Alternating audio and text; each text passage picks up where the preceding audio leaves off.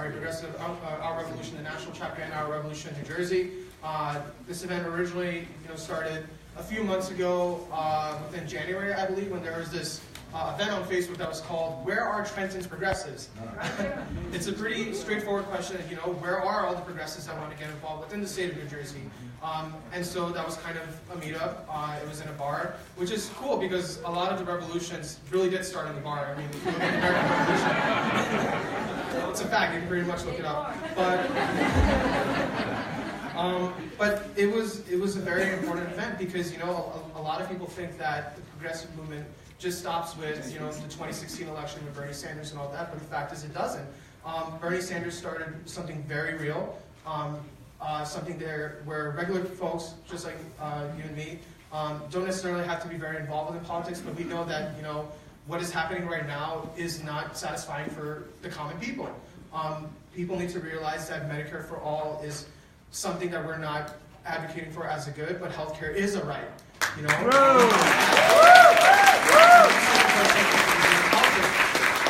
Every single person deserves a living wage of $15 an hour.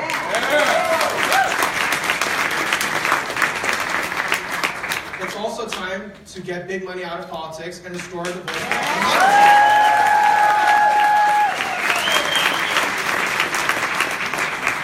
There are countless issues going on and on and on, but I just include the environment, pro-choice. There's countless issues that we as progressives care about. But I really want to just briefly mention something that Nina talked about earlier when I was talking to her on the side, is that we as progressives care about these issues and we know what the issues are. But the thing, and we know that the machine exists, but we have to be organized about this. We can't just tell the machine to give what we want. We have to be organized. Power is sitting there. We have to take the power from there. So I just want to thank Nina Turner for coming here today, and it's really wonderful.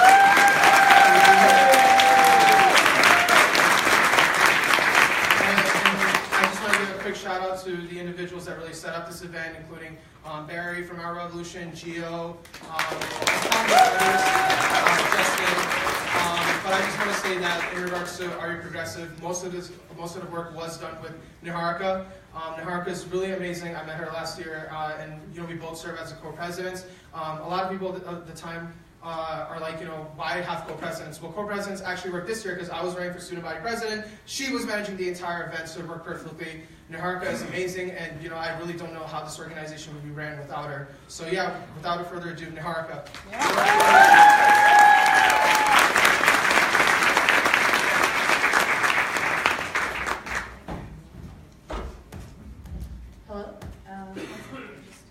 Hello? It's good. All right. Good morning, everybody, or afternoon. My name is Niharika Thurville. Like Adil mentioned, I am one of the co-presidents of Are You Progressive? I'm here today to just get the ball rolling about the progressive movement in New Jersey, but more specifically the progressive movement at the college university level. So we've seen an upsurge in progressive political activism, or just political activism in general, since the November 2016 elections, and it was a really charged time. People were polarized. There was a lot of tension. There was a lot of movement, and we really capitalized on that. So I'm here today to just talk about Are You Progressive, the things we've done, and the challenges we have facing us. So what is Are You Progressive? Had I been giving this speech last year, I would have said that we are students that just want to make political change. But because I'm giving this speech to you today, I'm going to say that Are You Progressive is a group of passionate individuals that are incredibly passionate about making change, about making equality, about bringing change for equality, about working with elected officials, working with officials who want to be elected, working with local groups, and just trying to make the world a better place, as cheesy as it sounds.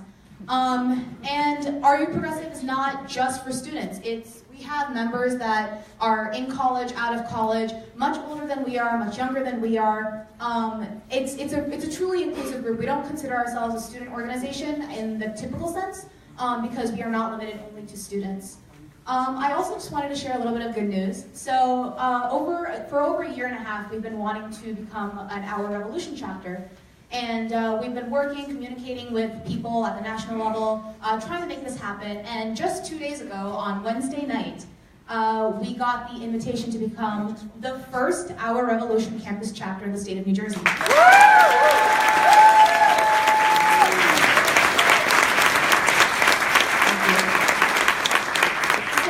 But what warrants that, right? What warrants us becoming an Our Revolution chapter? Well, we've worked on several things. Our organization is about many things. It's about political action, electoral action, civic education, voter registration, things like that.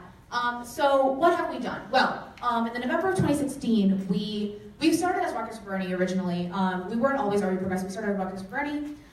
We worked for the Sanders campaign. Thank you. We worked for the Sanders campaign, and when, after the primaries, we decided, well, this is bigger than Bernie, this is bigger than us, this is bigger than all of us, so we rebranded to Are You Progressive? And in the November of 2016, we decided to endorse a particular progressive candidate for Congress, Peter Jacob. And we worked for and canvassed for his campaign, and this is really when my views on politics began to change, because I saw how much traction we were getting, how many minds we were changing, and I thought it was something truly revolutionary about the whole movement. So we went on to work with John Wisniewski in the spring of 2017.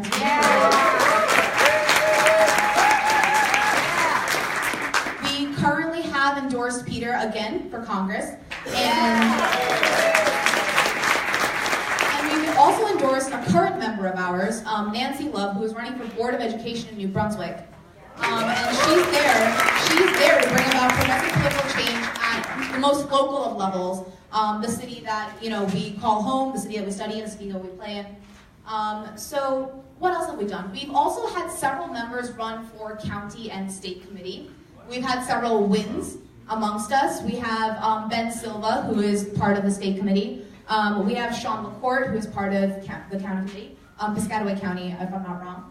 And many, many more people who've, we've had countless wins, and etc. So, but then this makes us sound a little exclusive. It makes us sound like we only exist for quote unquote the politically educated, the politically active. But we wanted to be accessible. We wanted to make sure that even people who are new to politics and wanted to get involved down and dirty could do so. And so we've held this spring semester. We launched a line of workshops. Civic education workshops, and we've held 2 so far, and they were wildly successful. We had a Debate 101 workshop hosted by Are You Progressive alum Zach, and an Organizing 101 workshop wherein the former RUSA student body president, Matt Cordiero, came in and gave us a little quick lesson on how to organize, how to gain traction, how to gain people, how to get people to join your movement. And these were immensely helpful because not only did they draw in new participants to our organization, but they also instilled in us lessons that we think are so valuable to being a progressive, because this is primarily a grassroots movement. We don't have the help of the machines, we don't have the help of the establishment, we don't have the help of corporate lobbyists. This is all us, and so it's on us to take up this responsibility and learn these lessons so we can impart them to others. Additionally, we think that local government is incredibly important, but we also think that student government is just as important. So as Adil mentioned, he ran for student body president, I ran for university senate, and while most of our ticket didn't make it, I did get elected to the senate, so I will be there.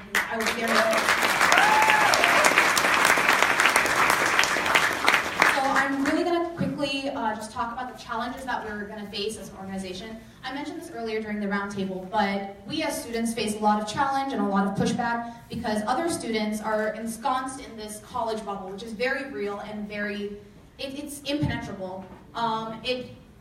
This desensitizes college students to the issues that actually face us as people because we're so wrapped up in the idea that, oh, the university will protect us. But who's there to protect us after we graduate? Who's there to protect our families? Who's there to protect our friends who don't go to university?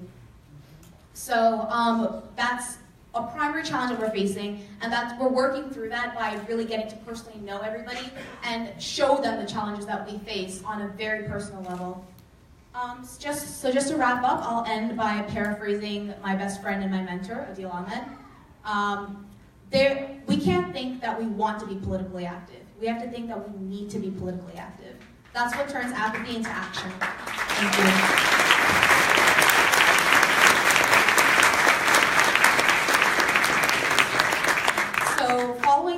we're going to have Barry Brendel speak. Barry is a political consultant who's been involved in over 200 campaigns in 20 states and 6 presidential campaigns. Prior to starting his own company, Barry was vice president of a national political consulting firm and served as a consultant to the Democratic National Committee. He is also a senior advisor to Bernie Sanders for president. He was the chair of Our Revolution New Jersey, chair of Transform the Party New Jersey, which was Our Revolution's effort to recruit over 1,000 people to run for county committee. So without further ado, Barry Brendel.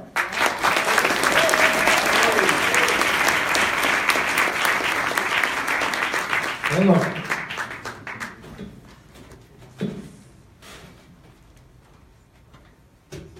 Hello. Hi. That's good. Let's try one more time because we're going to have Nina up later. It's got to be really good. Hello. Hello. Okay, that's good. I think we'll let her speak now.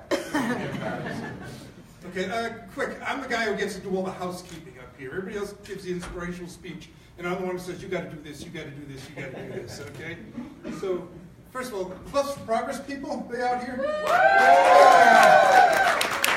Hey, Trigiano, you around here? Yeah. Stand up. There you go. Monmouth County, anybody here from Monmouth County? Okay. That's your candidate. She's running for council. Okay? She's running for council in Red County. If we get together, just the hands here, and everybody gives you just 2 days, 2 days of knocking doors, you can cover that whole town. So we want to do that, okay? My name is Kate Trigiano. I'm running for council in Red Bank, New Jersey. Anybody here from Bergen County? Okay. Al Grinnell, Bergen County, running for mayor in North Arlington. Denied the line by the Democratic Party. You know what the reason was? Said, you supported Bernie Sanders. We're not going to support you for mayor. So Al's going to run anyway, and we're going to help him, right? Okay. Cindy Matute Brown, you around here someplace? There you go. West Orange, endorsed by Our Revolution as well. From Essex County, Union County, which doesn't have any races, go help her, okay?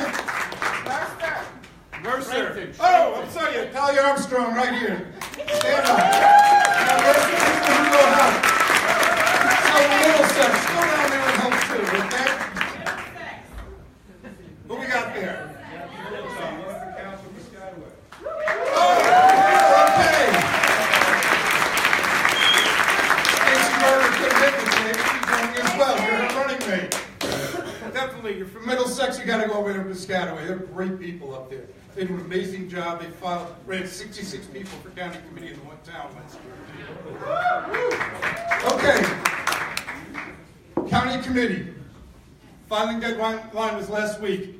We filed over 1,000 people across the state. When I say across the state, there were only 13 counties where county committee was up out of the 21 counties. So we've filed 1,000. There's actually more because some of our people got onto the organization line without them knowing there are people. Probably about 150, 200 more that got on that way. Some down in Monmouth, some down in up in Bergen, Montclair, a couple other places. That's where we got. Passaic. You weren't up this year, I know that. No, we weren't. I'm still on the count. Believe me, I have it memorized. Okay, so imagine if we got these people elected. If we could just turn one county, it would be an earthquake in this state.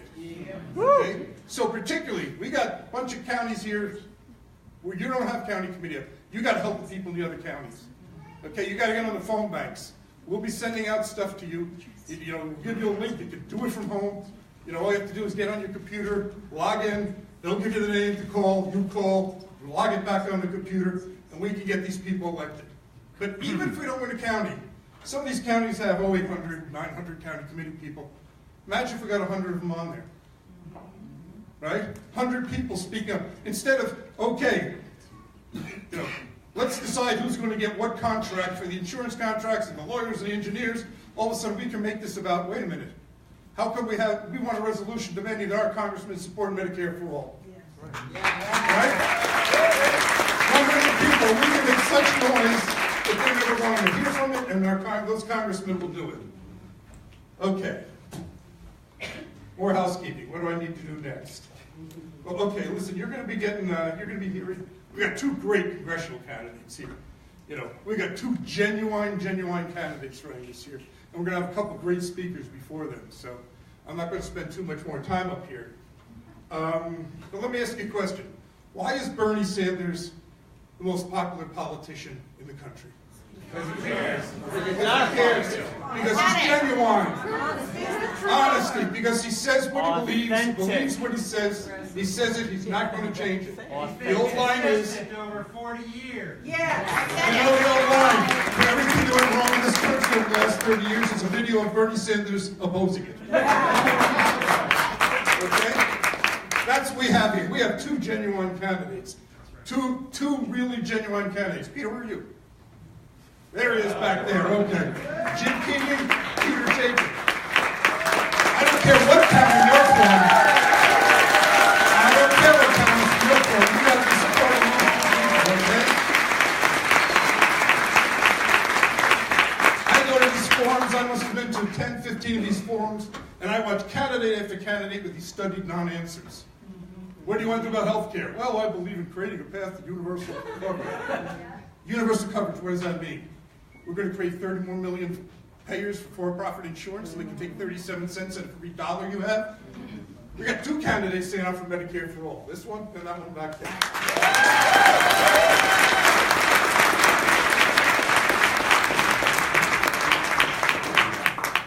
Okay.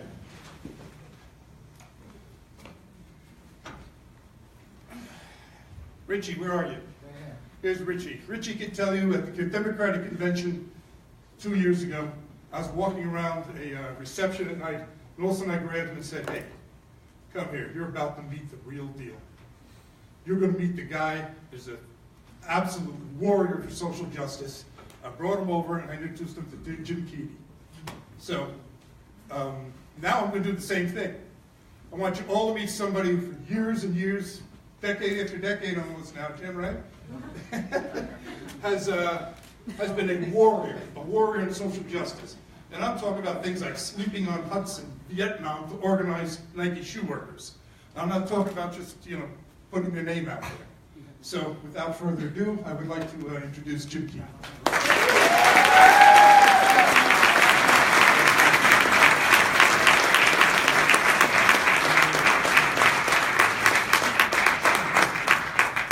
Give it up for Barry again, please. So the first thing I like to do, where did Adil go? Oh, He popped out. So as someone whose family's owned a tavern for 35 years here in New Jersey, please start more revolutions in taverns.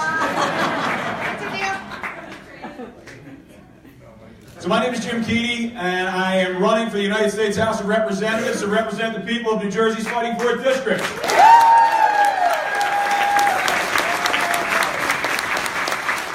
I am certain that everyone here today, that we are all committed to a bold, progressive agenda. How many people here believe in science? In science, yes. Crazy you gotta ask in 2018. But we believe in science, we believe that climate change is real. We believe that we need to be pushing back against the fossil fuel industry, and at the same time, making massive investments in wind and solar and tidal and geothermal, so that not only do we have a green energy revolution, but we also create millions and millions of good-paying jobs for working families across these United States. How many people here believe that women's rights are human rights?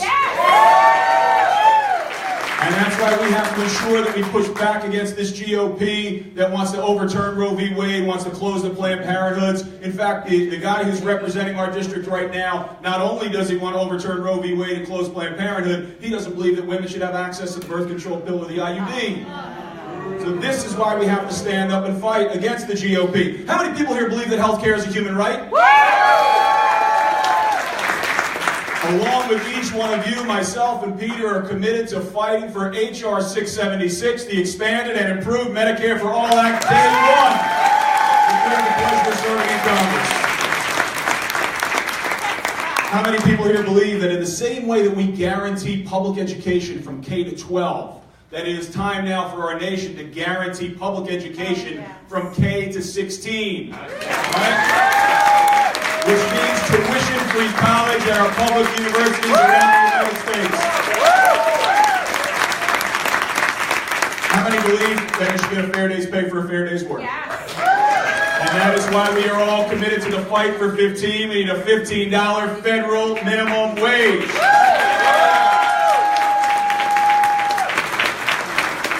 How many believe that we need federal common sense gun safety legislation? And we are seeing the youth of our nation be the conscience of our nation on this issue, and they will lead us to the promised land on this, forcing us to push back against the NRA and making sure we get that legislation in place so the kids can go to school and feel safe and not be afraid they're going to be dodging bullets on any given day. And how many of you believe that we need to get the big money out of politics? We need to take back our democracy from the big corporations and the billionaires and put the power back in the hands of the people. Now, how many of you believe this stuff in 2016? Believe it in 2016 as well? Yes. And how many of you volunteered for Senator Sanders in 2016? I was lucky enough to be a delegate for Senator Sanders at the National Convention. I was actually in the 3% of people who knew who Bernie was before he started running for president. I was lucky enough to meet Bernie back in 2001. He was the keynote speaker, and I was the featured presenter at a conference on labor rights for 8th graders in Brattleboro, Vermont. And what I love about Senator Sanders, the same stuff he was preaching to those 8th graders 17 years ago is the same stuff he is saying today. It's that consistency, that authenticity, the commitment to the bold progressive values that we all share that gets us back in these rooms.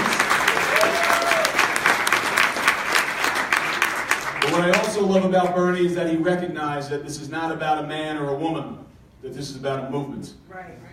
It's not about trying to capture a moment and ride a blue wave in 2018. It's about building a bold, progressive, unapologetic movement to take back power from the oligarchs and put it in the hands of the American people.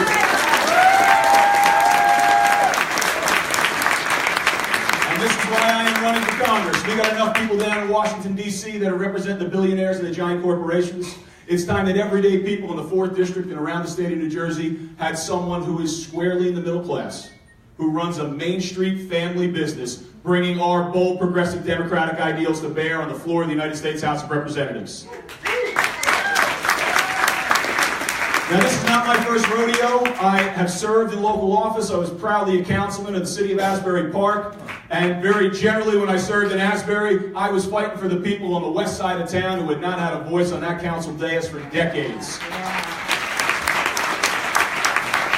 I've also been engaged in grassroots campaigns around our district, around the state, and around the nation, and internationally as well. Some of you may know me as the guy that refused to sit down and shut up when Governor Christie stayed down. We made it clear to the governor on that day we would never sit down and shut up, and we're making it clear to the GOP that no one in this room will ever sit down and shut up. We will always stand up and fight for the people of New Jersey. I've also been very engaged with our labor rights community here in our state, whether it was in 2016 with the CWA and the IBEW workers standing on the line, pushing back against Verizon to make sure they got a good contract, or just last year in 2017. I mentioned my family's had a bar for 35 years. I've been running for the last 4 since my father passed away. On a Friday afternoon in the late spring of last year, the Teamsters were in good negotiations, good faith negotiations with the management. And on a Friday afternoon, by fiat, the management cut negotiations, cut their pay, ended their health benefits, 5 o'clock on a Friday afternoon. I was the first bar owner in the state of New Jersey that refused deliveries from the scab drivers that were driving around in the middle of Forest Drive.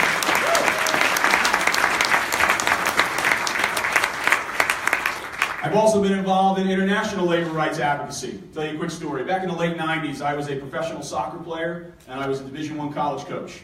And I was coaching at St. John's University in New York City. At the time, the NCAA Division I national champions. You know how Villanova just won the basketball championship? That was us for soccer in 97, 96, and into 97. While I was coaching, I was doing a grad degree in theology. And I started writing a paper about the Nike Corporation and their labor practices. And it was called Catholic Social Teaching. And what I found was if you wanted to pick a company that violated everything we stood for, Nike was it. At the same time, I'm learning this over in theology. Over in athletics, the University Athletic Department is negotiating a $3.5 million endorsement deal with Nike. Part of that deal I had to wear and promote the products. I tried to negotiate myself out of the deal behind the scenes for about a year. Eventually I took a public stand and I said I will not and cannot be a walking advertisement for a company that is exploiting mostly poor women of color in developing countries around the world. And I was told, you wear Nike and drop this or get out. Wow. I held my ground. I became the first athlete and still the only athlete in the world to say no to Nike on an endorsement deal over the sweatshop issue. And that was big news. And I started to get invited to college campuses like this to talk about the issue. And in those early audiences, I would have the market fundamentalists from the business school saying, you don't know what you're talking about, those are great jobs for those poor people, and what else would they be doing if Nike wasn't there? And $1 a day doesn't seem like a lot here, but it's great there. Now, I knew from my research they were wrong. The competitive athlete in me wanted to prove them wrong. So in the summer of 2000, I moved 13,000 miles to the other side of the world from New Jersey and went and lived in Tangerang, Indonesia, an industrial slum outside of the capital of Jakarta, and for 1 month I tried to survive on a Nike sweatshop wage. At the time it was $1.25 a day. I lost 25 pounds in 1 month trying to survive on a Nike sweatshop wage, sleeping on a cement floor with rats and cockroaches. And I met the mostly young women that made the stuff that I wore as an athlete my whole life. And I promised them, I'll go home, I'll tell you stories, I'll advocate for you. And I thought I was going to do that for like a 6 or 7 week speaking tour. I did it full time for 15 years. Wow. Speaking at more than 500 campuses in 43 different states and 3 different countries. In 2016, when Senator Sanders was leading the fight against the TPP, I did a project in collaboration with one of his staffers at Move On and Credo, went on a clandestine mission to Vietnam, met with the underground labor movement, democracy movement there, to bring back the truth of what was really going on, and the story that they didn't hear, and that they weren't getting from our corporate-led and State Department-led negotiating teams about what was happening. And I poured nearly 20 years of my life into this issue. And sometimes people say, Jim, that's great. Some people are actually standing up, and it's honorable, but hey, I don't live in Indonesia. I live in New Jersey, in the 4th District. What are you going to do for me? And it's a legitimate question. And what I say back is, if first, you know the kinds of stands I'm willing to take and the personal sacrifice I'm willing to make to stand up for truth and justice and what we believe in. And second, if you thought it was enough for me to go halfway around the world and fight for people who I don't speak their language, it's not my culture, it's not where I grew up, imagine how hard I will fight for the people of the Fighting 4th District, where I was born, went to grammar school, taught at 2 different high schools. My family lives there. I'm raising my family there. And I've only got to drive 3.5 hours down to Washington, D.C. We got to win. We have to win this race. Here's how we're going to do it. In the 4th District, Congressman Smith, we call him No-Show Smith because he hasn't lived in New Jersey since 1983, hasn't had an open public town hall meeting in 25 years. Senior year of college for me, 1993, was his last town hall meeting. He wins in midterm elections with 120,000 votes. 120,000 is his win number. Whoever the Democrat has been in every midterm in the last 3 or 4 cycles, you know how many votes they got? 55,000. Do you know how many registered Democrats we have in the 4th District? 132,000. We got 77,000 people from our base who are out in the wilderness every 2 years. You know how many unaffiliated voters that we have? 220,000. 110,000 of whom have not voted in 1 out of the last 3 elections. And the traditional wisdom of the establishment Dems is, you can't go after them. The guy I'm running against in the Democratic primary said those 80,000 Dems and unaffiliateds that Jim wants to get to his win number, we don't have the time to go after them. So he's center-right Republican light going after 30% of Smith's voters. And I said, you know, guys who are running to get Republican votes, there's a word for them. Republicans. You're in the wrong party. So we together need to fire up that base of our 132,000 Democrats. We need to appeal and fire up enough of those unaffiliated voters. The guy I'm running against talks about going after those Republicans. I'm more concerned about going after the 67,000 people in the 4th District that live below the poverty line. That's who we should be fighting for as Democrats. That's what our ideals are. And here's how we're going to win in the 4th district. Here's how Peter's going to win in his district. I want you to repeat after me. We organize. We organize. We knock on doors. We knock on doors. We make phone calls. We make phone calls. We take this moment. We take this moment. We build a movement. We build a movement. And we win. And we win. And we win. And we win. Ladies and gentlemen, my name is Jim Keeley. I am running for the United States House of Representatives in the 4th District, and I hope to earn all of your support.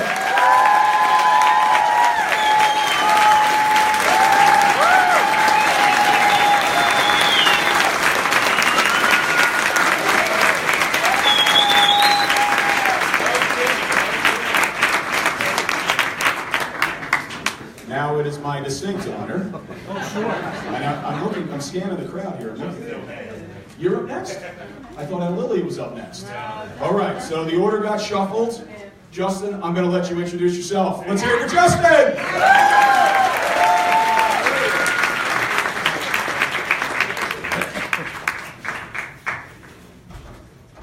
If I didn't know what getting upstage is like, I do now. If I didn't know what getting upstaged is like, now I do. Hello, everybody. It's an honor to be here in support of Peter Jacob and progressive politics in the state of New Jersey. For those of you who don't know me, my name is Justin O'Hay. I'm a friend of Peter Jacob, a fellow social worker, and I'm one of the organizers of this event.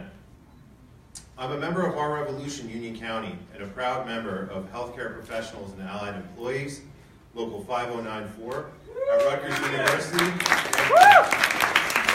I work for Rutgers University Behavioral Healthcare. So, that being said, as a union member and a Rutgers employee, I wanted to say a few things about what's currently happening at the university. Our 22 unions are going into contract negotiations. They represent about 20,000 workers here at the university across the state. We have formed a coalition of all of them with HPAE and the American Association of University Professors heading up the negotiation committee for the entire university network. There's been a pattern of, ongoing pattern of non-negotiation with unions by Rutgers University for a long time. They've made excuses that they could not afford our fringe benefits, have done hiring freezes, allowed departments to go for long periods of time with short staffing, have raised productivity standards to unsustainable levels, refused to give even cost of living raises, and have been stonewalling all of the employees and clinical staff for over a year with the highly likely threat of privatization of the biggest unionized public mental health and addictions program in the state. This would put Middlesex County's most vulnerable residents in the care of a private institution, when the private sector has historically avoided even dealing with them.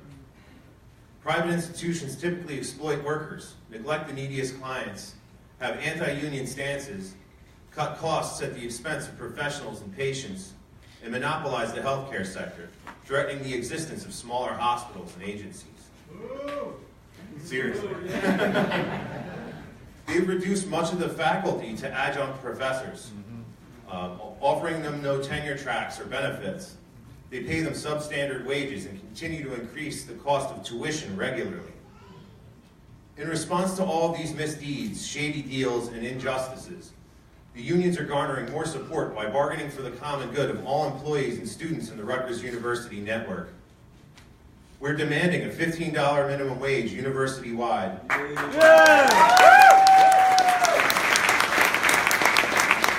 We're looking for a tuition freeze, health insurance for all Rutgers employees, including part-time.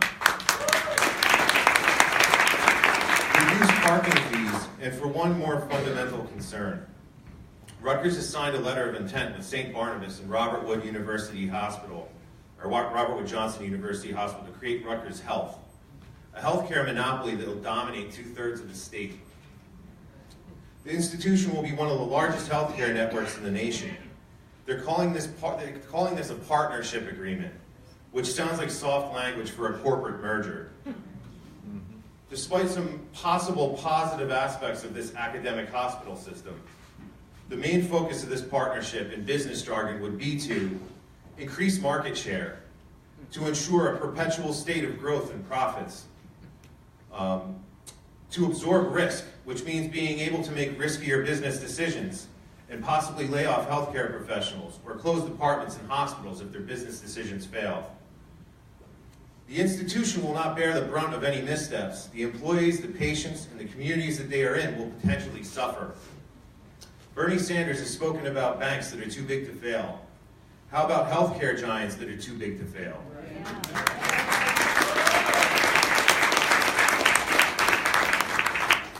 These backroom meetings need to be made public, and we need to fight at all costs to preserve the public sector and public sector unions from creeping privatization, attacks from the Koch brothers, the Supreme Court, and think tanks like the Heritage Foundation, the Cato Institute, and the Freedom Foundation.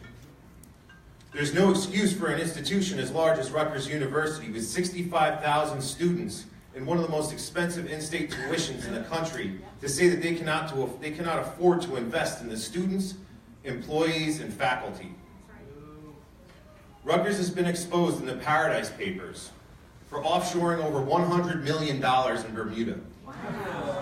Look it up, NJ.com. There's no excuse for Rutgers, who spent $2 billion in capital investments and development in the past year, to say that they need to keep increasing tuition costs. There's no reason for Rutgers to say that they cannot afford health insurance or a $15 minimum wage university-wide when they've invested large portions of their endowment in Blackstone Group, a $13.5 billion real estate company which is deeply invested in fracking, fossil fuels, and pipelines. Blackstone happens to be owned by Steven Schwartzman, a multi-billionaire and one of Donald Trump's right-hand men. He's known for throwing some of the most obscenely decadent birthday parties since the Roman Empire. I think they have walls around it. White noise machines. So, where was I? So yeah. So it's owned by Steven Schwartzman, a multi-billionaire, one of Donald Trump's right-hand men, known for throwing some of the most obscenely decadent birthday parties since the Roman Empire. Rutgers is becoming a corporation, and its amoral and counterintuitive investments clearly illuminate that. Rutgers should represent education, not function as a corporation.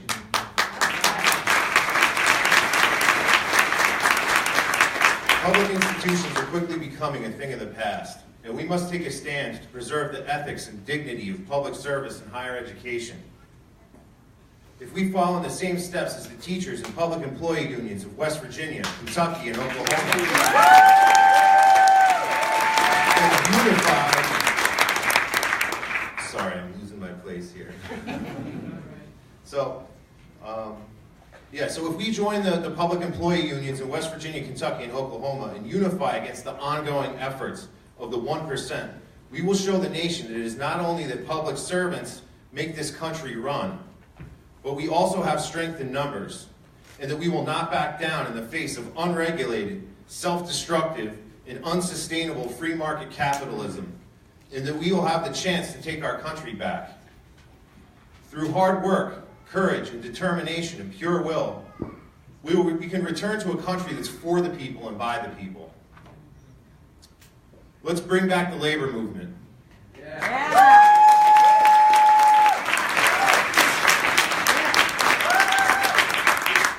I would like to invite members of the audience, Rutgers students, employees, or concerned members of the community to show up at Winans Hall on the Rutgers College Ave campus in New Brunswick this upcoming Tuesday, April 10th, from noon to 2 p.m. to stand in solidarity with the Rutgers Union Coalition.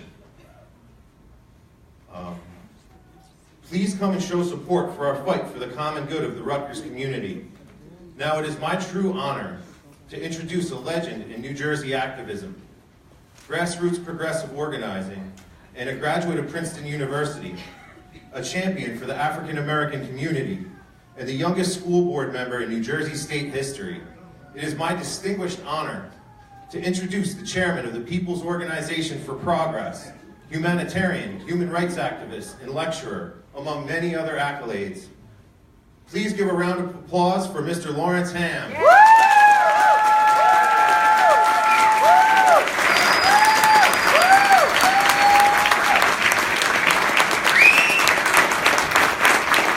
Power to the people! Power to the people! Power to the people!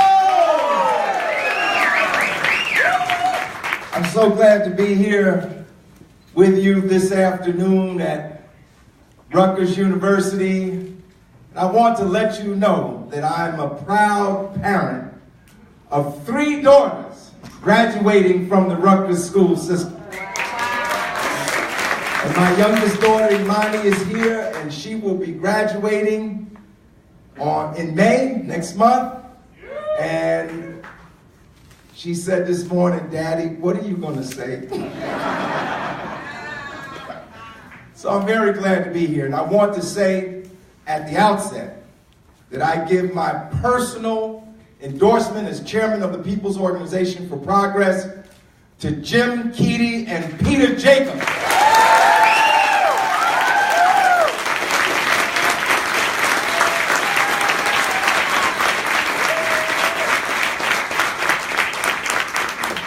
We need representatives in the Congress who are not part of the Millionaires Club, because that's what it is, a Millionaires Club. We need representatives that will take an uncompromising stand for the people of this country.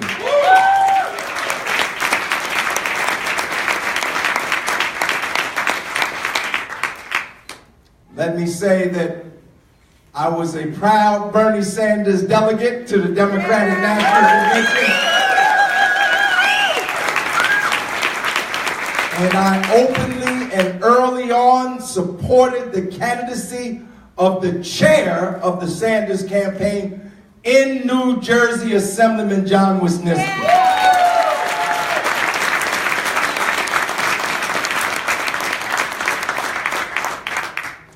And I supported Bernie Sanders. And let me say at the outset so that there's no misinterpretation, because I'm often misinterpreted, that we support all the reforms that Peter Jacobs has called for, that Jim Keady has called for, that the People's Platform has called for, and that Nina Turner has called for. But I'm going to tell you why I supported Bernie Sanders. I supported Bernie Sanders because he was not afraid to say he was a democratic socialist. That's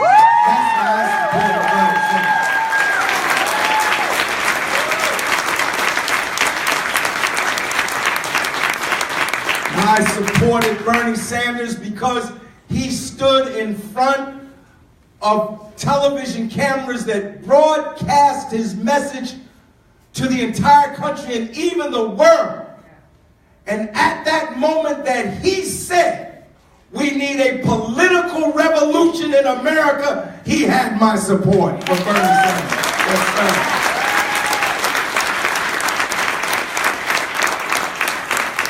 And this is in line with the platform of the People's Organization for Progress, which I represent. The People's Organization for Progress is a grassroots organization, 35 years old, all volunteer.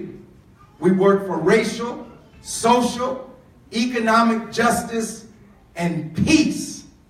And within the preamble, because we are here now in the aftermath of the birthday of Dr. Martin Luther King Jr.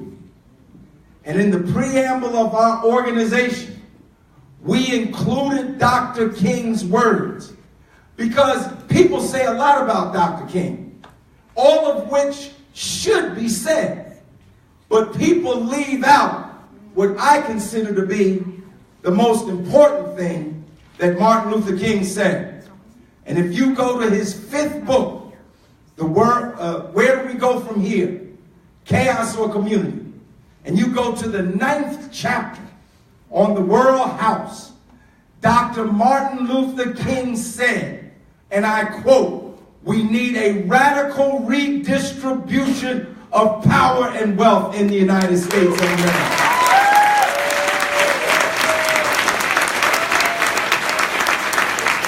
And more than this, if that wasn't clear enough, Dr. King said in that book in 1966 that we need a radical transformation of our socioeconomic system. And so I want to make it clear that we support reform. We support all the reforms. But I tell you this, friends, we need a system not only that flings coins to poor people, we need a system that does not create poverty.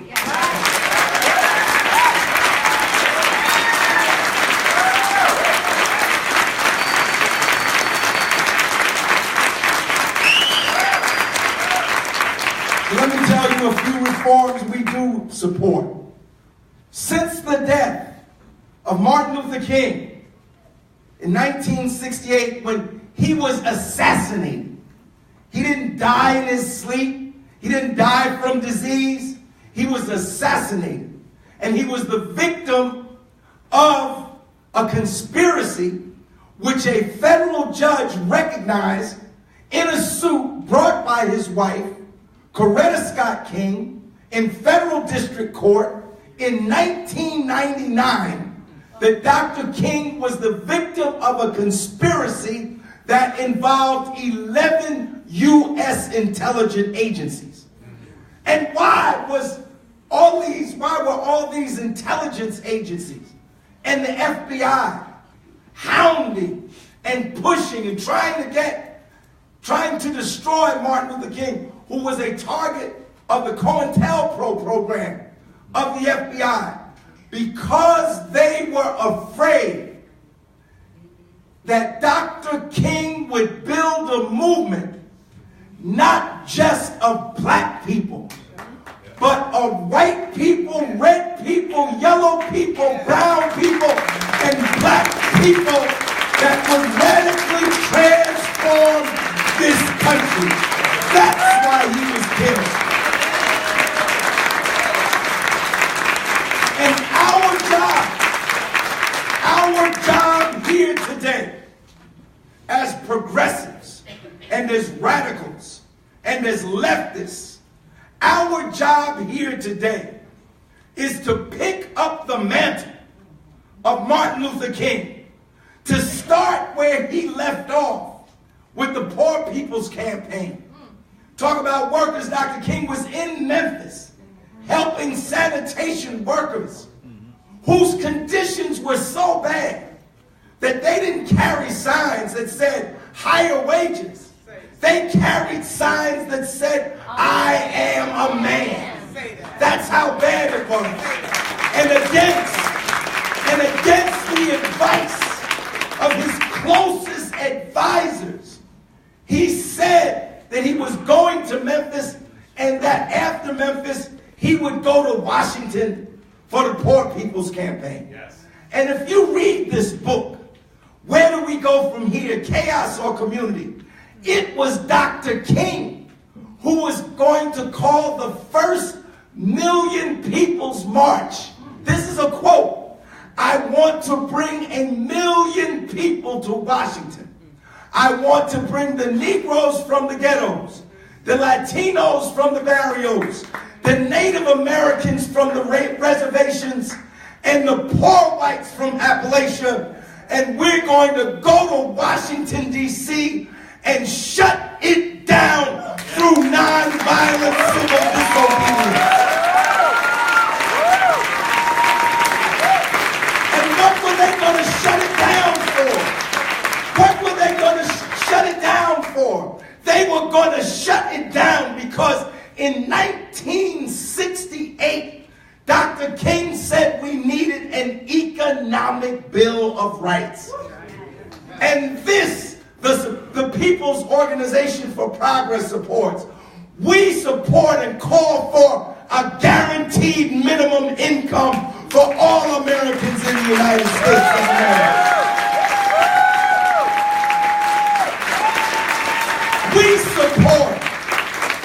We support national universal single payer health care, Medicare for all. We support jobs, $15 minimum wage. We support that struggle. But we say more than that. We say every American worker should have a living wage. Nobody should have to work more than 40 hours a week to support themselves and their families. A living wage, not a minimum wage, a living wage. We call for a federal national jobs program to put the millions of people unemployed in this country back to work, just like FDR did in 1936.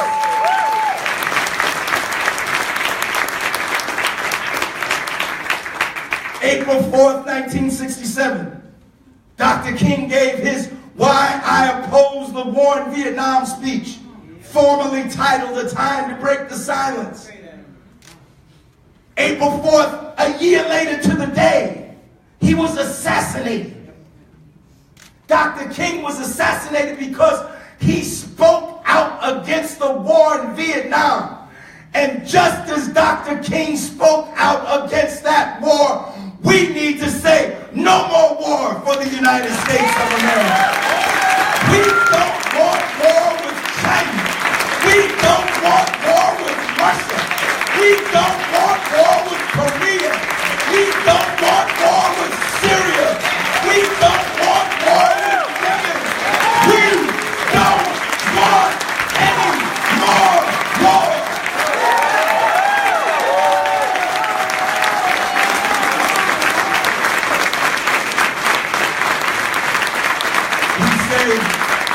Bring the troops home.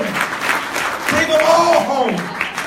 President Obama, who I supported in 2008 and who I voted for in 2012, did not end the war in Afghanistan, which he said was the unjust one. And thousands of troops are still in Iraq. Bring the troops home and take the trillions that are being spent on war, spend it on housing, on jobs, on health care, on education, on the needs of the people.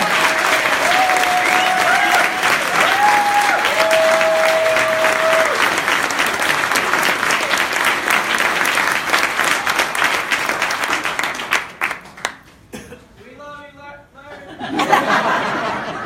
I love you too. You don't know how much.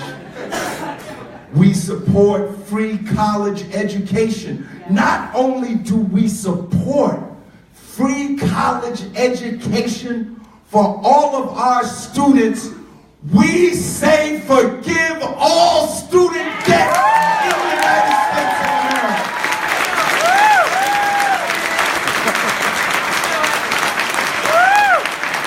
Is my time up yet?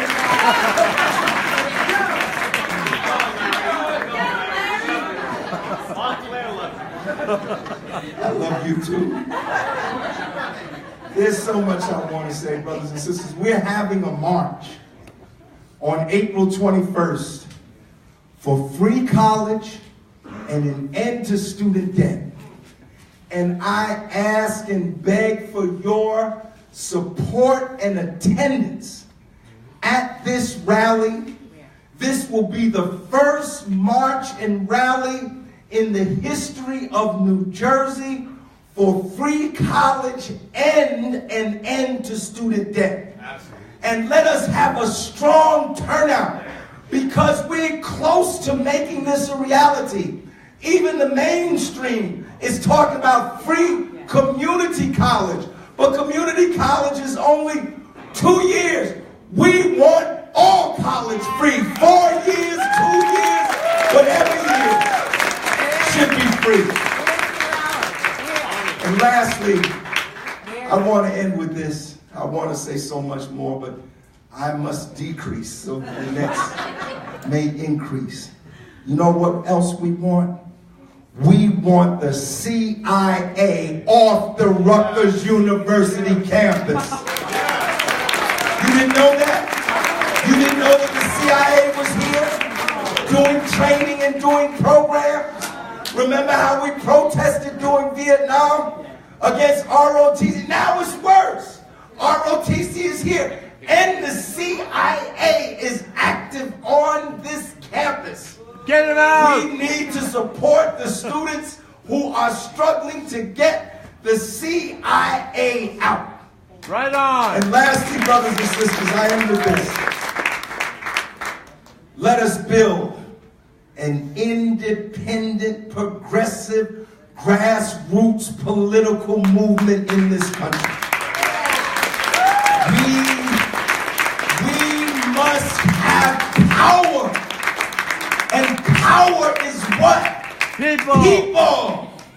And all the third parties together that exist that were on the ballot in the last presidential election couldn't get more than 2% of the total votes cast.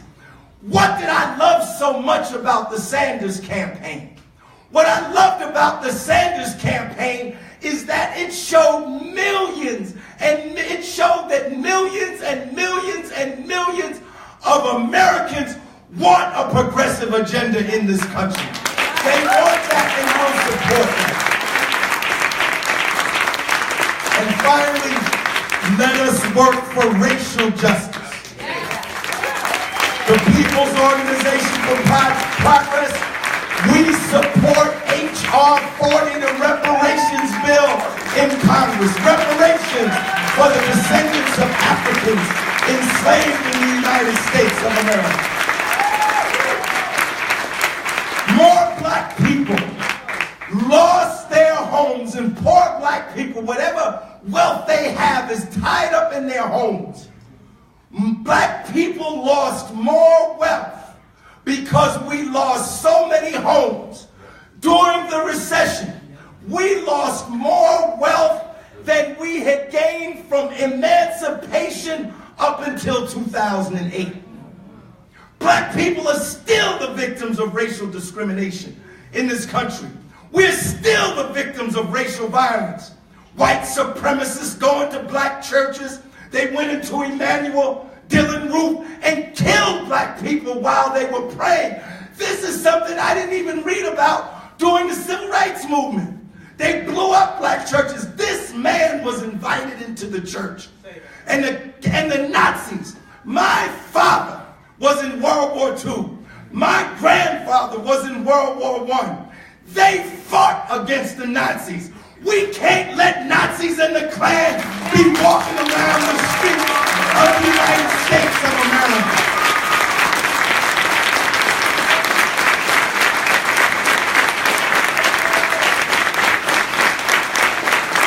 They killed that young white woman down there, Heather Hayes.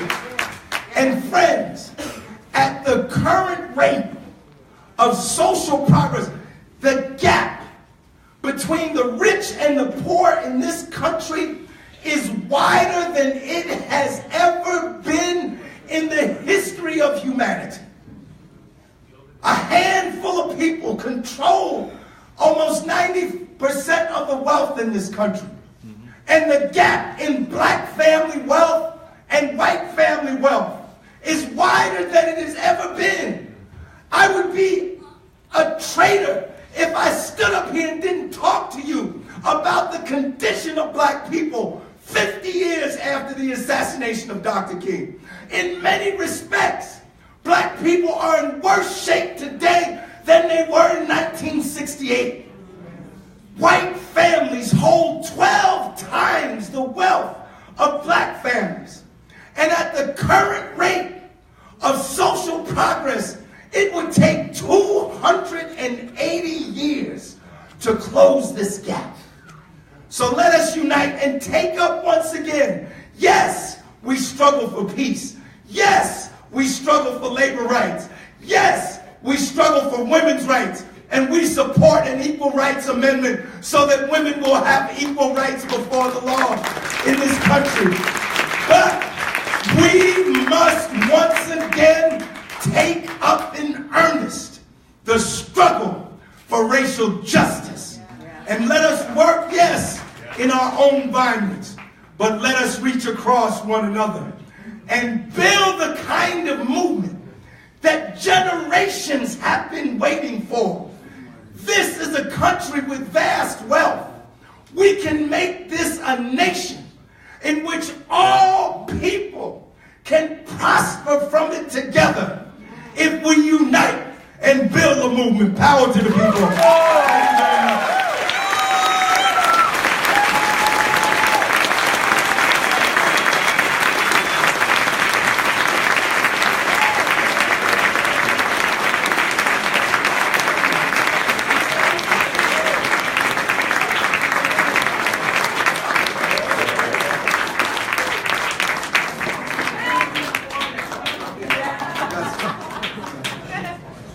I think Larry forgot to do this. When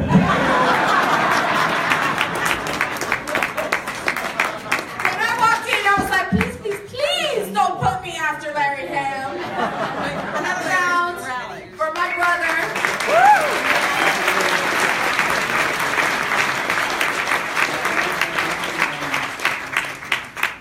So,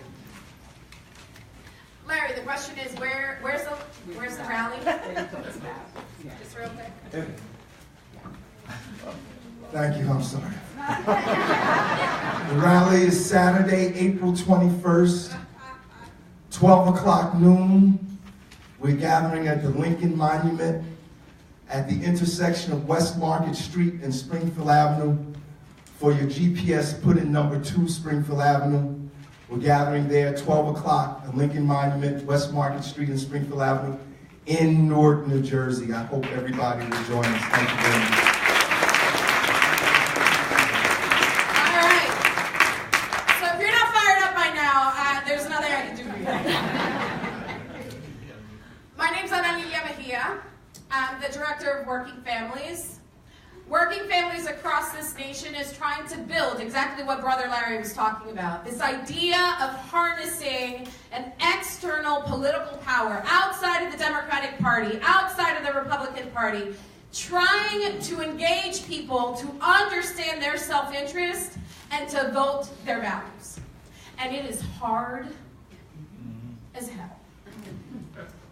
Now, in New Jersey, we have the misfortune or the fortune of not having the ability to be like my sister party in New York, where because of fusion voting, because you could run on 2 lines, you're able to point to a politician and say, you know what, you won by 1,000 votes, but 500, 600, the 1,000 votes that you got actually came from the progressive wing of the Democratic Party. So you actually owe us your victory. All right. In some places we're lucky to have it, in others not. In New Jersey, because we don't have fusion voting, and if you want to get engaged, that's a fight for us to have. Hetty back there from CWA is always trying to figure out what's the best way that we could actually put this to a test, call the legal question, because it is, forgive my language, some bullshit. The way that the Democratic Party is able to operate, to have members of county committee not even take a vote on which candidate they're going to endorse. To have the head of the Essex County, Joe DiVincenzo, endorse the Republican and still get the Democratic Party line. Yes, the move. So I'm going to bring it. I know congressional and you know, federal level races are sexy as hell, almost as sexy as my boots. But we have to look and act locally too. You have to be vigilant about what is happening on your block, in your town, in your legislative district, and in your state. Because when everything is blowing up, when things get tough, you got to take a moment and realize that the powers that be are throwing a hell of a lot of stuff at you so that you're paying attention to the foreclosure crisis that they're not doing anything about, to the high levels of lead. 11 cities have higher levels of lead than Flint, Michigan, and New Jersey. Right? New Jersey. In New Jersey. You're focusing, I'll give you a list later. Let's parking lot that. If you've ever been in a meeting with me, you know that I run the agenda. So, we're focused on just trying to make ends meet, and the fact that in New Jersey, the minimum wage is only $8.68. The fact that retirees, people who have given their whole lives to hard work serving the state, now have pension insecurity because our previous governor felt like it. Where our schools aren't funded because, again, our previous governors from both sides of the aisle didn't feel like it, right? Because we're focusing on all those problems, and they're figuring out more ways to screw us. Yeah. So you have to be vigilant. So yes, I applaud and laud all of my brothers. I wish there were more sisters. Just saying. All of my brothers and sisters who are running for office at the federal level. But I have to tell you, please, please, please pay attention to what we're trying to do on county committee. And if you haven't done it already, you need to support our plan to get a cadre of progressives on every single county committee we can do. And one of the things, take out your cell phones, because again, when I run meetings, I tell people what to do too. I need you to text TRANSFORM to 52886. Barry forgot to say this, but now I'll do it. 52886, so that you can get linked in on the work that we're going to do on county committee, so that you can volunteer. So when we were hearing about knock on doors and talk to people and make, I am having such a hard time not cursing, make shit happen, that's how you're going to engage. What's the number? Why are you making me do it? 52886, transform. Now, I'm going to cue you into, the state of play in New Jersey when it comes to the Democratic Party. I don't know if you knew this, but not all Democrats are created equal. Some of them kind of suck. And that is true at the federal level, candidates that run and represent at the federal level, as well as those locally. Right? We are in a fight in New Jersey to raise the minimum wage to $15, and it is a real fight. We have had a huge fight to ensure earned sick days for all workers, and it has been a struggle to get that done. In fact, we couldn't get the bill through without a bunch of Swiss cheese amendments to water it down. I mean, you would think allowing workers to earn the time to stay home and not sneeze in your French fries or hold your baby when they have the flu, right? Like, you would think that would make sense to Democrats, and yet they're the ones who pushed watering down amendments in this piece. Wow. Democrats are the ones that are saying that farm workers, who are predominantly Black and Latino in New Jersey, do not deserve to get a $15 minimum wage if it goes up in the state. Let's forget the fact that history already showed us that when we did that with the National Labor Relations Act and we carved out domestics and farm workers so that we could intentionally leave Black and brown workers out of the prosperity that was about to come, it hurt those communities for generations. And we're about to do that again in New Jersey because some Democrats are pushing it. Wow. Yes, boo! But like former President Obama said, booing ain't enough. You have to organize. You have to get engaged. You need to be paying attention to what your senator, your state senator, what your members of the assembly are doing. You have some actions that you could take next week. You could call your members of Senate and tell them that they must vote for earned sick days for every worker in New Jersey. Right. That bill is up on Thursday. You can make sure that it actually happens. You can also call every member of the Assembly and every member of the Senate, and you tell them that we must move automatic voter registration, and they better not even think about carving out a provision that we fought really hard to squeeze in at the 11th hour so that other agencies beyond motor vehicles can automatically register people to vote, like parole and probation offices. Yes. Right? If we're reintegrating people into society, then give them their citizenship. Let them vote.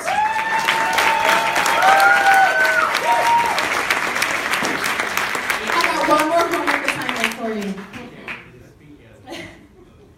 Your last homework assignment is that you really must engage locally. We love to talk to each other. We love it. It feels comfortable. I love to be amongst my people. But we have to go out and we have to be unafraid to talk to our neighbors and our family members, even the ones that we know have voted against their self-interest. I know, Nina, you said not to say that, but I'm just saying something. We must educate everyone we come in contact with. We must humanize the victims of the struggle. We must represent our brothers and sisters in spaces in which they do not have power. If we miss those opportunities, we are all screwed. We must fight every moment to educate, enlighten, and wake up everyone that lives in our nation. These are not bad people that voted for Donald Trump. Not all of them, at least. Donald Trump is a bad person, I'm sorry. Not all of them are bad people. These are people who are struggling. These are people who want to raise their families. These are people who just want a better future. And they got sold a bag of goods. Just bullshit. Again, I can't do it. And the only way they're going to realize that we are actually with them and we're in it together is if we continue to engage every single one of our brothers and sisters in this struggle. And so that starts this weekend and next weekend and until the primary for you to talk to your neighbors about our county committee program, about candidates that you support for primaries and upcoming general elections. And I urge you to take your power and the blessings that you obviously have, your intelligence, your health, your place in your community, the people that love you, and use all of that energy to save our nation. Are you with me? Yeah. All right, we're going to check in. All right, thank you very much. And again, I never want to speak after Larry Hannigan.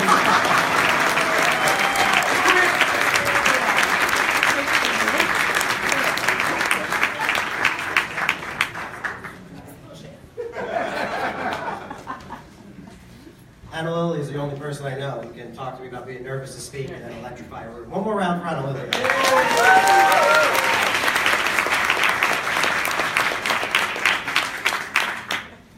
So good afternoon, everybody, and thank you for being here with us. Your presence is a testament to your commitment to being engaged in the political process, but also the political revolution. And you all deserve a round of applause for showing up in the past, showing up today, and more importantly, committed to showing up tomorrow, next week, next election, and next year, and all the way until we achieve a social democracy that represents all of us. It's an honor to be among such incredible activists and speakers today. Luckily, I have the fortune to be able to say that all of our speakers are, in fact, incredible activists. And I guess that's what happens when passion meets involvement, meets the progressive movement. So as previously stated, my name is Justin Goldsman, and I have the honor to serve as the founder and chair of the Essex County, New Jersey chapter of Our Revolution.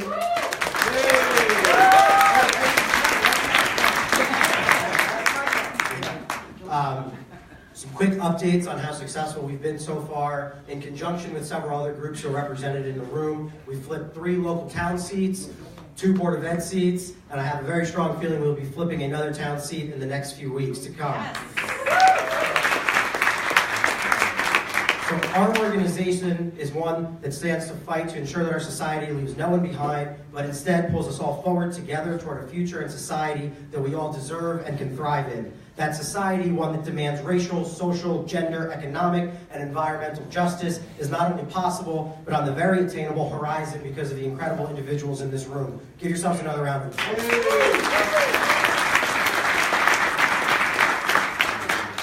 So let me just make this one point, because there tends to be an atmosphere and an accusation that some folks try to pin on us. We're not here to protest or complain about the amount of power that the establishment has on politics. We've done that already. We're here to take it, because this is nonsense. And we're taking it back. Somewhere along the line, the party became too focused on math and not about policy. Flipping 24 seats is great, but it doesn't do a damn thing if progressive policies don't come hand in hand. We can fight for a society that guarantees health care to all people, that ends the systemic racism in our country's fiber, and that includes the war on drugs and mass incarceration. We can guarantee that democracy is open and the political process is given an equal opportunity to all people. As a veteran of the Standing Rock movement, fighting for our Native brothers and sisters as well as our clean water must be a top priority.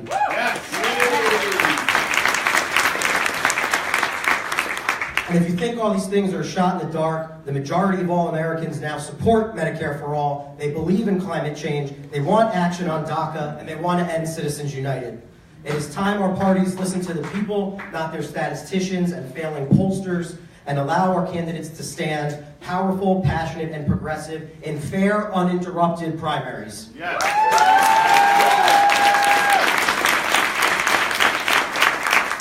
Today, I have the incredible privilege to honor and welcome to this stage someone who, if elected to Congress in the New Jersey 7th District, will fight for you, the people, not the donors, not the contractors, not the Alex of the world, to guarantee a better quality of life for you and your children and grandchildren.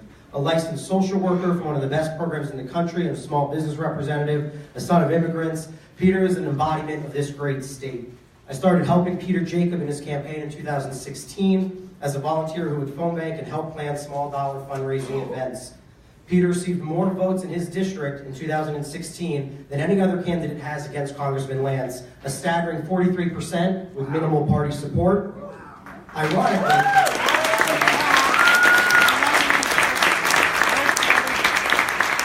Ironically, despite his incredibly successful campaign, there seems to be an all too familiar reluctance to acknowledge such success from the party bosses. In the summer of 2017, I worked on Peter's campaign and I got to know him even better. There's no one who embodies continued progressive policies, altruism, and a genuine kind spirit than the host of tonight's event. Peter is not just a candidate or a great human being.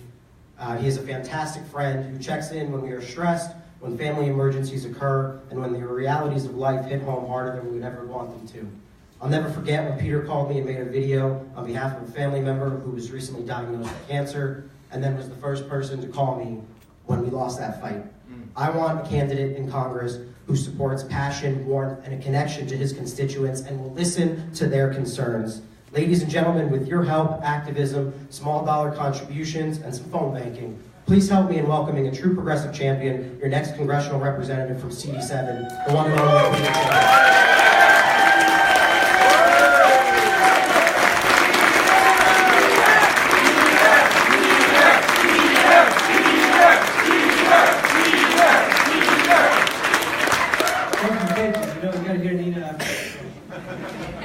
Good people of New Jersey, my fellow revolutionaries, thank y'all for being here. Now, they gotta hear us throughout the state of New Jersey. When Nina gets back to DC and Ohio, they gotta say, yeah, we heard them in New Jersey. So I got a few questions for y'all, and after each and every single one of them, I wanna hear you say people. Ready? Right. Who do we put above profits? People! Who do we put above polluters? People! Who do we put above politics? People! Who do we fight to protect? People! And we believe in a government that is truly of, by, and for the people! That's what democracy sounds like. This is what a revolution looks like. Again, my fellow revolutionaries, my name is Peter Jacob. I am the son of immigrants. I am the son of small business owners, a social worker right here in the Garden State. and I'm running for United States Congress in the Fighting 7th District. You see, when Senator Sanders said, enough is enough, everybody can do that, that we need a democracy and an economy that works for each and every single one of us, and it takes a political revolution to make it happen. They smeared him. They laughed at us. They scoffed at us. They said, a revolution is too radical. It won't happen. Stop being a romantic. It's impossible. Did they forget? Did they forget that we threw a tea party for the British, oligarchs and monarchs? Did they forget that we overturned and brought down plantation owners and the robber barons in this country? Did they forget a president by the name of Franklin Delano Roosevelt took to task the 1%, whom he called the economic royalists, and ran them out of town, and created the Great Depression? Same folks who created the Great Recession today. Did they forget? I think so. I think so. But we stand here today in solidarity to remind them, to remind the Koch brothers, the Mercers, the Adelsons, the Bezoses, to remind Big Pharma, Big Telecom, Big Oil, and the big banks, to remind the Trumps that this is a government that is truly of, by, and for the people. Folks, the problem that fundamentally exists is that we have conceded to the wealthiest folks in our country. And power concedes nothing except the fear and disruption of the status quo. We have surrendered our freedoms and democracy to ExxonMobil, to Walmart, to Wall Street. And the battle to retrieve our democracy and freedom is called a political revolution. And we are fighting to do that today. This is not just a rally. This is a call to action. Because we care about the future of our nation. We care about our children and grandchildren and those who come after us. If you care about America, you care that there are those who work 2 or 3 jobs. The fact that wages have been stagnant for the past 34 years. That your income not only determines how you live, but if you live at all. Yes. It's time we put an end to that. We are not just fighting for a $15 minimum wage, but we need a federal jobs guarantee in our nation once more.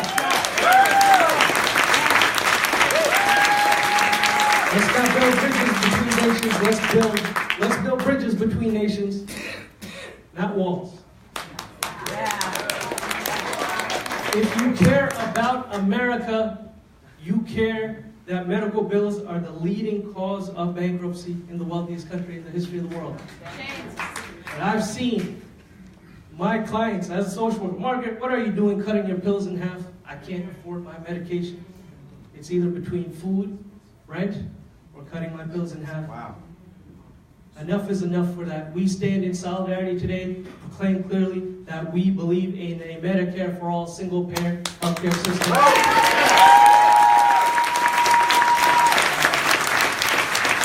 Because GoFundMe should not do more than the government does to serve its people. That's Yes. right. If you care about America, you care about the climate crisis, you care that there are those who pollute our land, air, and water, and we taxpayers bail them out through subsidies in the billions of billions every single year. We will put an end to that. We will ensure, right here in New Jersey, we bring back the investment to put people to work because we could tap into offshore, onshore, solar, geothermal, tidal, you name it, we could do it here. They call it the Garden State. Let's live up to that name and turn it green.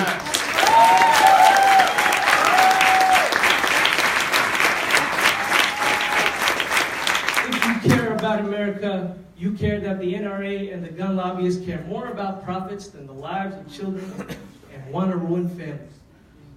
We will make it clear, and we will put an end to the nonsense we see every single day in our nation, that our lives, our right to live, is far greater than anyone's claim to a weapon of mass destruction. If you care about America, let's take it a step further. You care that we drop bombs on nations we will never visit, on children no different from our own in places like Yemen, in places like Iraq, and places like Gaza. Yeah, I said it.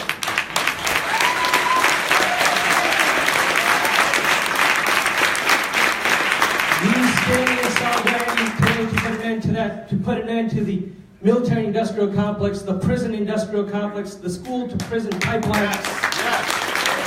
And we will put an end to a system that pits working-class people, brown people, black people, Muslims, against fellow working-class police officers and law enforcement in this country. We will put an end to that system, and we will unite the 99 against the 1 greedy percent. Now, to do any of this, you name the issue: gender equity, immigration, ensuring that all 11 million undocumented folks in this country, not just DACA recipients, not just DAPA recipients, but folks who came to this country for a better life because we bombed the hell out of those countries and stole their resources. Do you not expect them to come with it? To do any of those things, to end the drug wars, to legalize marijuana. I knew that would be quite popular with people. To do any of those things, we got to get to the crux of every single issue, and that is the fact that money is corrupting our politics. If you care about America, you care that there is a tsunami of money that floods the pockets of politicians and drowns out every single one of our voices. We will put an end to that. We will get there and fight beside Senator Sanders, Tulsi Gabbard, Ro Khanna, Jim Keedy, and I will make sure we pass a constitutional amendment that says corporations are not people, money is not speech.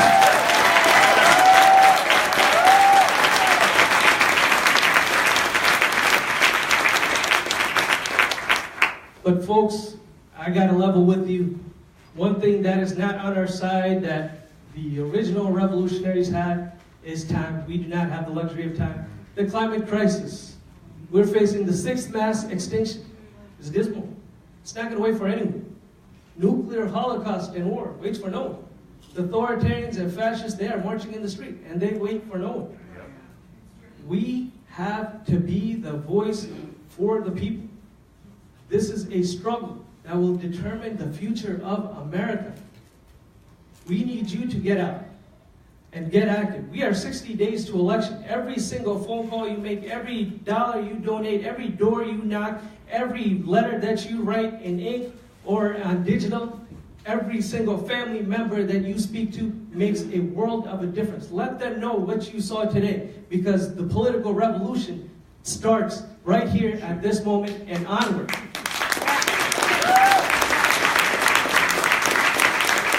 So we need you to be that voice, no matter what party you are from, to speak up to truth and justice.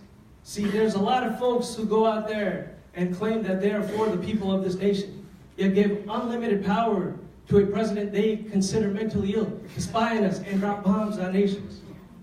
Right? They just handed the people who got you elected to office, and then in return, what do? You deregulate Wall Street again. Let's make it clear to them. We're not here for the house that they built. We're here for the land it was built upon. We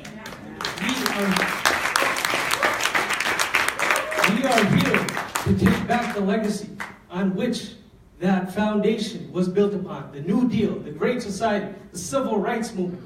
When Eleanor Roosevelt fought for it in the United Nations Universal Declaration of Human Rights, we could do great things, but we must fight together. You must get involved. I'm encouraging every single one of you to run for public office, whether it is at the school board, whether it is the municipal races, and especially what you heard today for county committee. We need to flip those seats, take it back from the party bosses, from the machine politics that care nothing about us. We need to stand up to elected power and the unelected power behind them. That's right. And we, the people, have the ability to do that. But every single revolution in history has great leadership. And today, we are honored to have a true patriot among us, a true American patriot, a national superstar, a progressive superhero. You may have heard of her from fighting for school children in Cleveland. You might have heard of her as an Ohio State Senator. And today, she stands with us as the president of our revolution. Let me welcome Senator Nina Turner.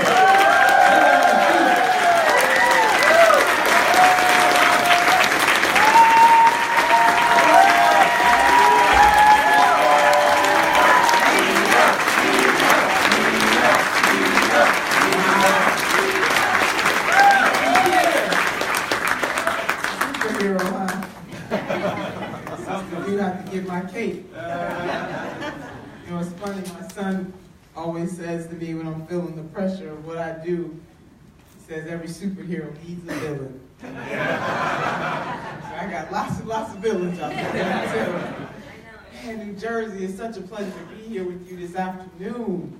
And if all hearts and minds are clear, man, everybody that has been up here before you, before me, just did the daggone thing. I had to rewrite, my sister had to rewrite her notes.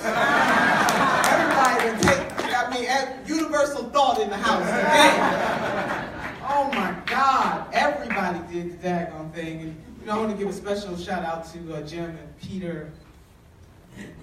They need this people power on the ground and other folks who are running for office, because my sister from the Working Families Party that talked about how important it is not for us to just be looking at the shiny object that is the Congress. Yeah. But the way that we have lost ground in this country, and take it from me, a sister that served in the Ohio legislature, in the Senate, where my Republican sisters and brothers didn't even need Democrats to come to the floor to have a majority to do the people's business. They can do without us because they have supermajorities in both chambers. Take it from me that government that is closest to the people is the most important level of government. So we do need school board members. We need council members. I don't know where Sister Littlejohn is. We need folks running all over this country at all levels of government, because the way that we are going to create the progressive America that we are looking for is one school board member at a time, one city council at a time, one mayorship at a time, one state legislature office at a time, one governor's mansion at a time. That's what we need. Brother, I mean, you just did the daggone thing. Out of everybody that came out up here, the one who really took all the sister notes. Wow. So, like we would say in the black church, if all hearts and minds are clear, we are going to do this. But I want to thank, I got to thank all the organizers who put this together. Come on, let's get it.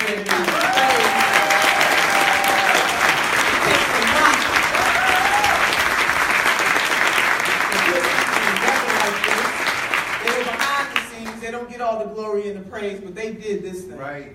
What a wonderful. A shout out to all of the Our Revolution groups in and around this great state for your dignity, your determination, and your willingness to put in the work to create this people's revolution, not only in this state, but all across this country. I got to shout you out, too.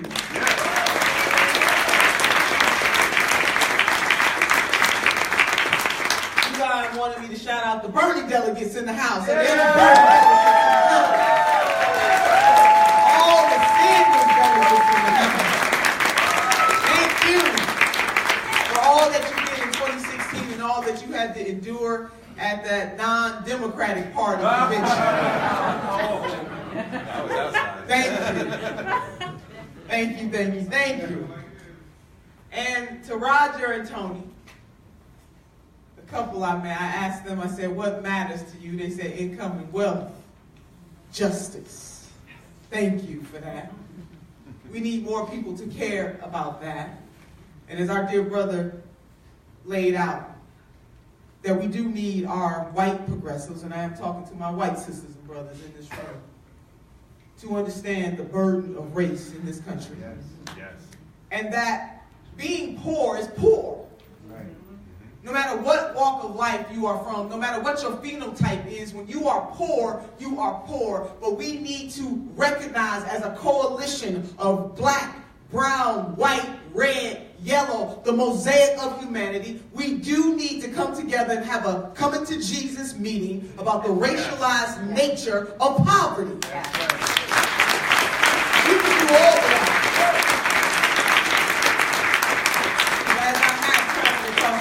I I have met my sisters and brothers in rural parts of this country where most of the rural population is white, struggling every single day. Wow. And so we cannot, though, allow folks to divide us, but we cannot rewrite history either. We need to tell the truth, the whole truth, and nothing but the truth, so help us God. About the inequities in this country and the fact that if you are black, if you are brown, if you are red, that your struggle is a little greater. You see, there's a difference between equality and equity. Well, we are fighting for equality, but in that fight for equality, we got to put a little equity in that thing. Because equity says that you may need a little more than me, and I'm willing to sacrifice to get it to you so that I can get you to equality.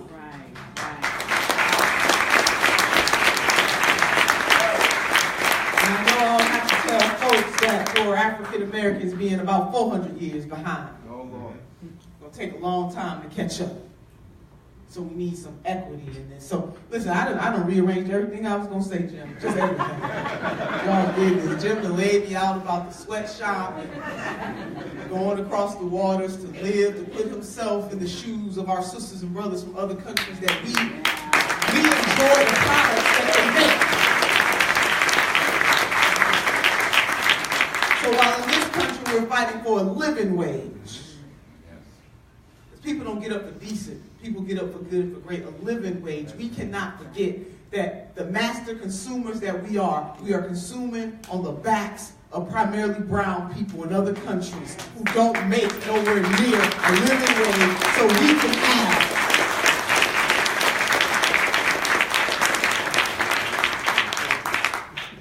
So I just bring you word today because, I just want to put the icing on the cake.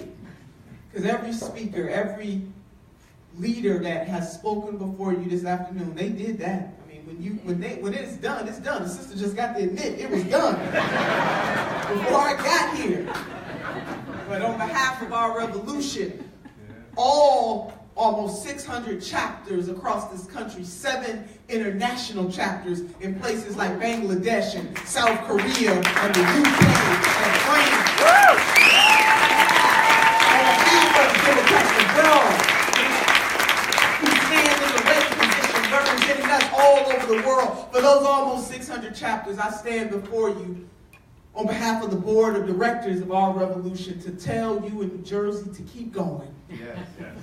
Keep going, keep going. And if I could take a word from someone who is more eloquent than I, someone who put it on the line a lot deeper, a lot stronger than I, Sister Harriet Tubman, when she said, if you hear the dogs, keep going. Yeah. If you see the torches in the woods, keep going. If they're shouting after you, keep going. Don't ever stop. If you want a taste of freedom, right. Keep going. That's what we're fighting for. But we do want a healthcare system in this country, not access to healthcare, actually healthcare in this country. We must keep going.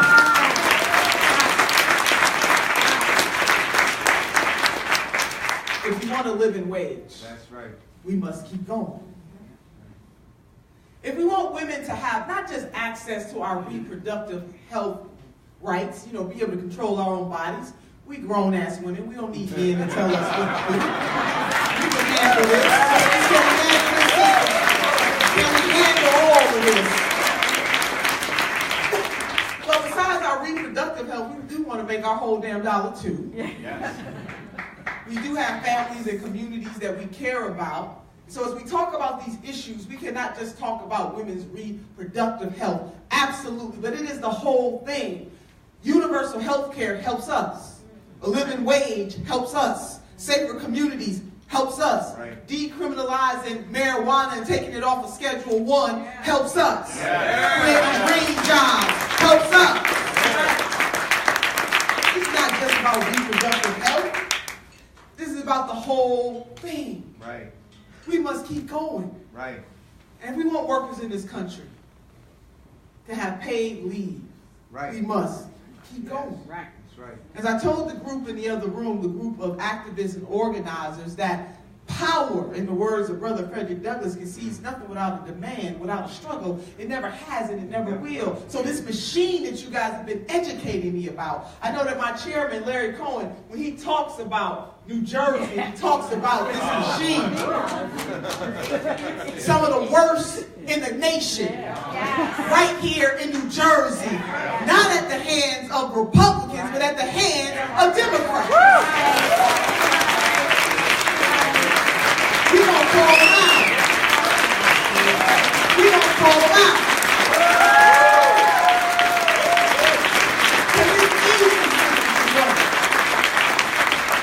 See, we know what we're fighting when we fight the Republicans. We get it. But what we don't understand is when we got to fight members of our own house here in New Jersey, and some of the stories that I heard about this machine and the rigging that's going on. Yes, I say to you that the system is rigged. It's rigged economically, politically, socially, environmentally. The system is absolutely rigged, and it's not just the Republicans doing the damn rigging. Right here in New Jersey. My brother told me the story about him running for mayor, that the chair, which county is that? Bergen. Chair Bergen County told the brother, because you supported Senator Bernie Sanders, don't even think about getting in the race. Yeah. What kind of democracy is that? No. The last time I checked, this was America. And people got a right to run and lift their voices.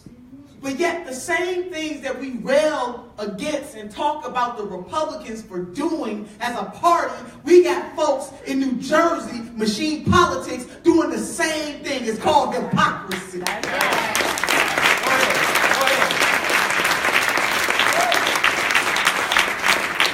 I just stopped by New Jersey to bring you word that our revolution, all across this country and all across this world, our revolution, our collective revolution, the coalition building that we will do, that we are doing across religion, across sexual orientation, across gender. There are very few forces. There is no force in my mind that is greater than conscious-minded people on the move, determined to change this thing. We can do it. Yes. That's right. We got to keep going.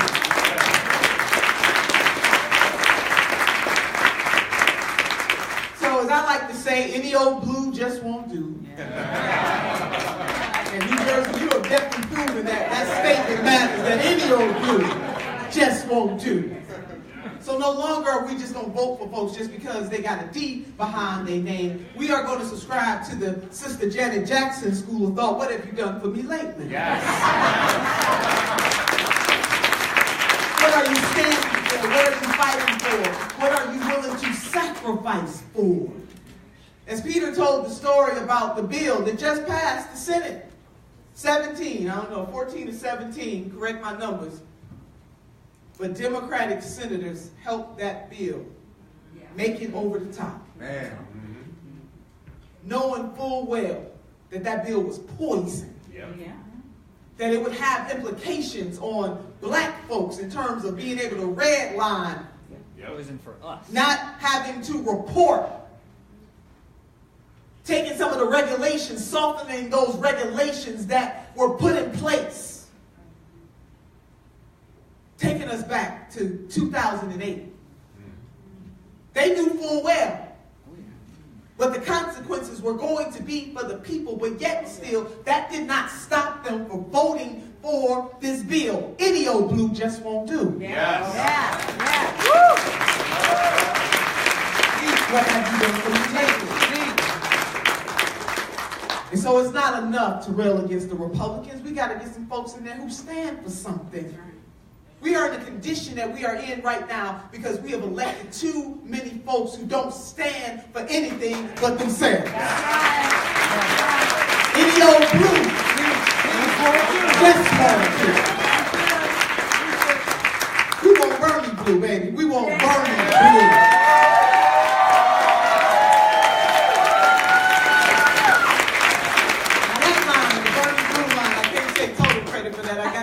brother Jim Hightower from Texas.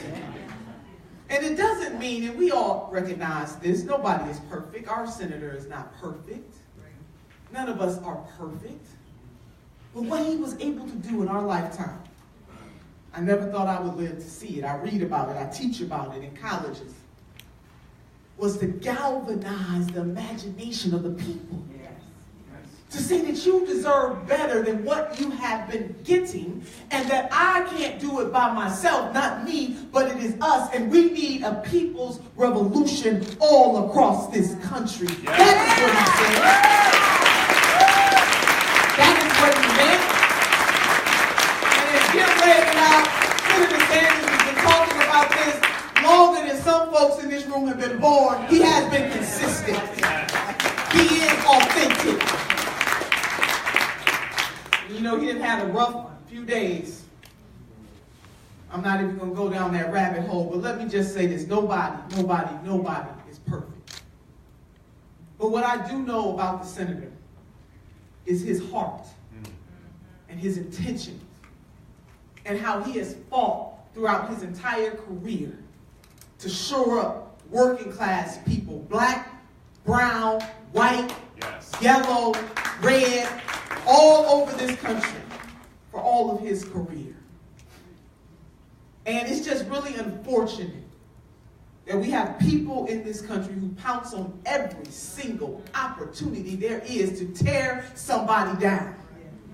It's unfortunate. So sisters and brothers, we cannot allow people to divide us based on race and class. If we are a thinking people, and I know that we are, we do understand that when we talk about racialized poverty, that's black. Racialized poverty, that's brown, that's red.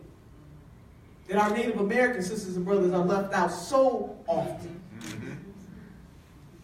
The original people, the First Nation, so often.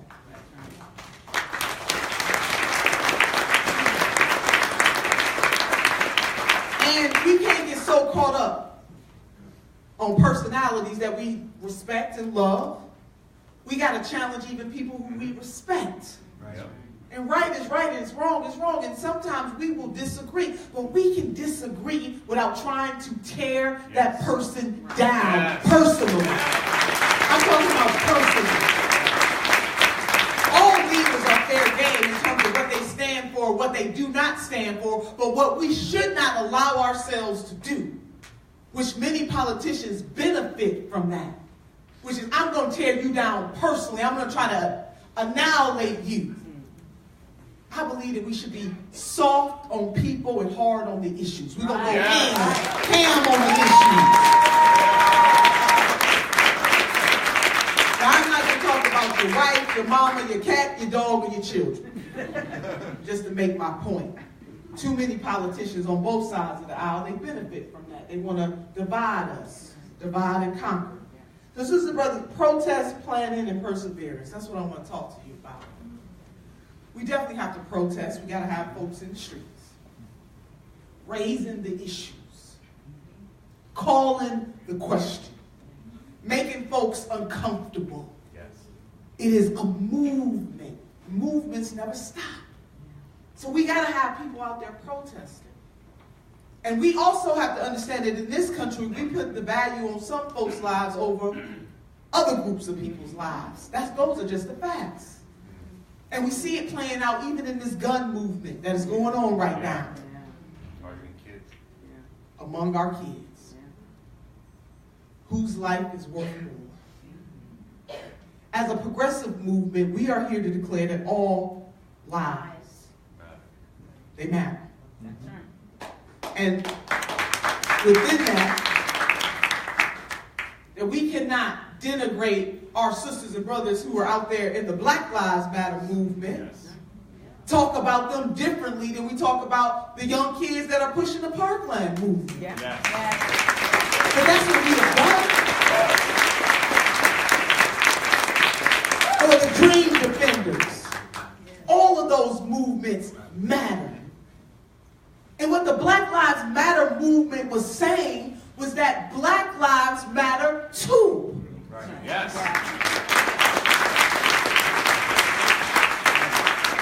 That we live in a country where the worth of Black lives, through the system, not individuals, but a system that is set up to be harsher on Black folks than anybody else. We got the receipts. Yep. Yes. Yep.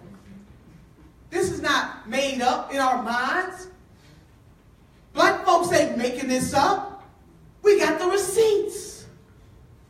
So whether it's police brutality, or the conditions of our communities, or the conditions of our schools, or articles that have just come out within the last 2 weeks that researchers have found that even if, and they use Black boys, even if they are born to wealthy parents, that they can still die poor. We are not talking about individuals, we're talking about systems. That's right.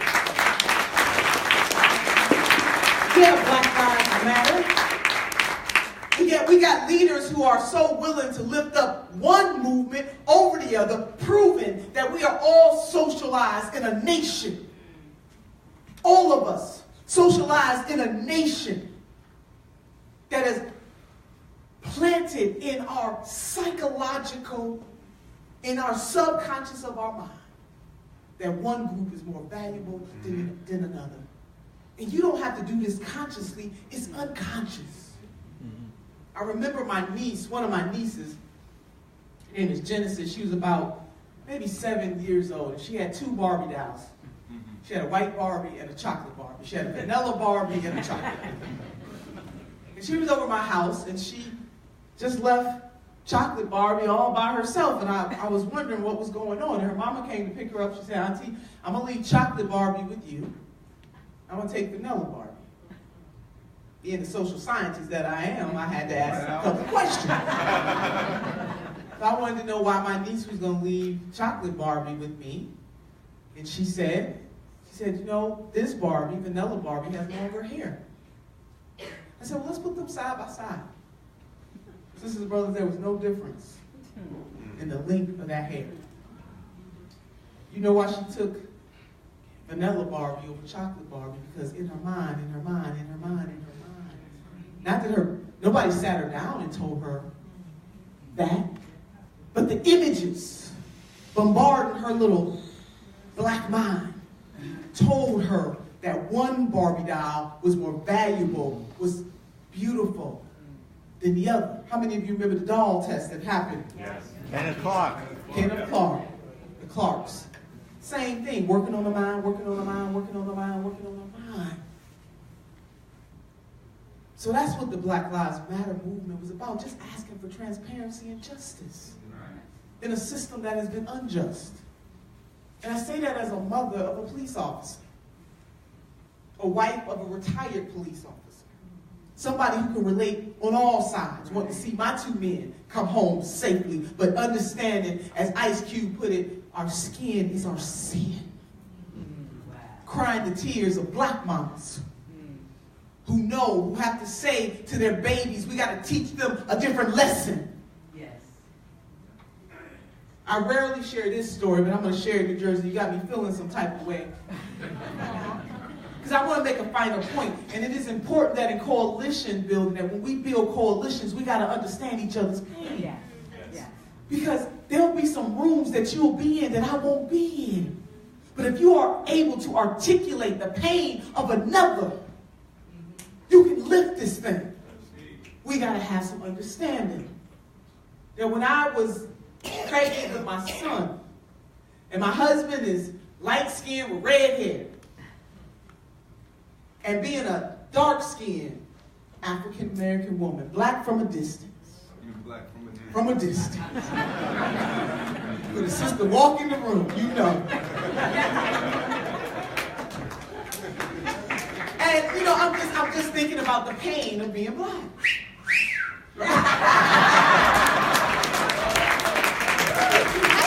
right now. Getting in the record with my secret eyes. And my cute built a suit of fashion model size. Go ahead, Dr. Angelo. Phenomenal woman, baby, yes. But, See you messing up my story, guys. But I just want to put a final point on this thing, which is, you know, when I was pregnant with my son and just recounting the struggle, what it means to be black in America. And I'm praying to God. And as I said, I rarely tell this part of my life story. I don't even know if my son knows this or not, but now I'm telling millions of people. I wanted my son to have my husband's complexion.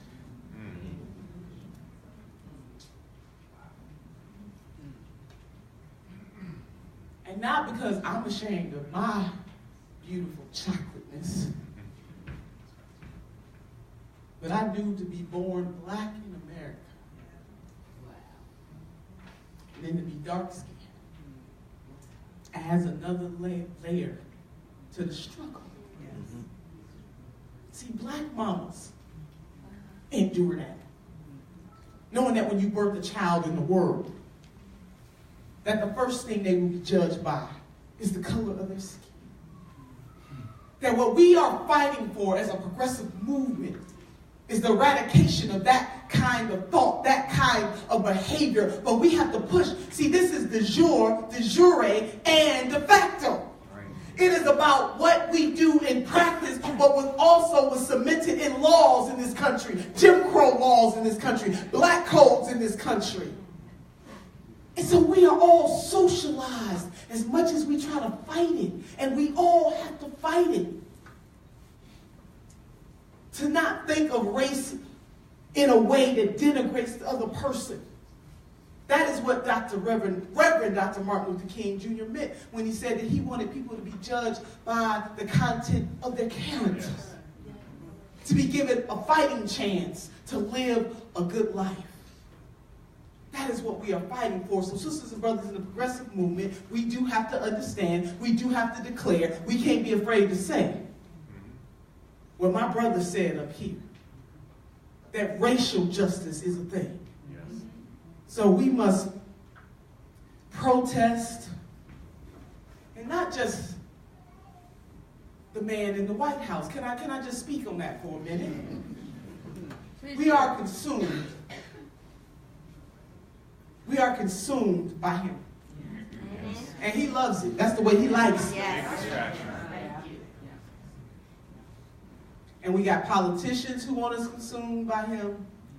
We talk about him a little too much in media, and I'm on media on a regular basis. But see, while we all fixated on him, then we can't organize and unite and get people elected to office who will make the difference because we're too fixated on him. Right. While we fixated on Stormy Daniels, we can't concentrate on the storms that are brewing in our community.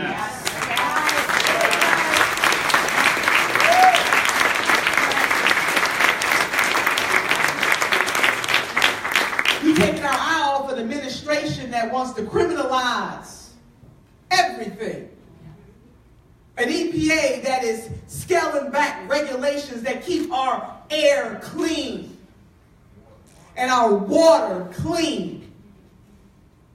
We can't concentrate on the fact that in the state of Michigan, they just gave more permits to Nestle Bottling Company. Meanwhile, in Detroit, their water gets cut off because of the bills, and in Flint, they still got dirty water. See, we can't fixate on none of that because we are preoccupied with what is happening in that White House. Let me tell you something. In order to understand the state of the union, we got to understand the state of the streets.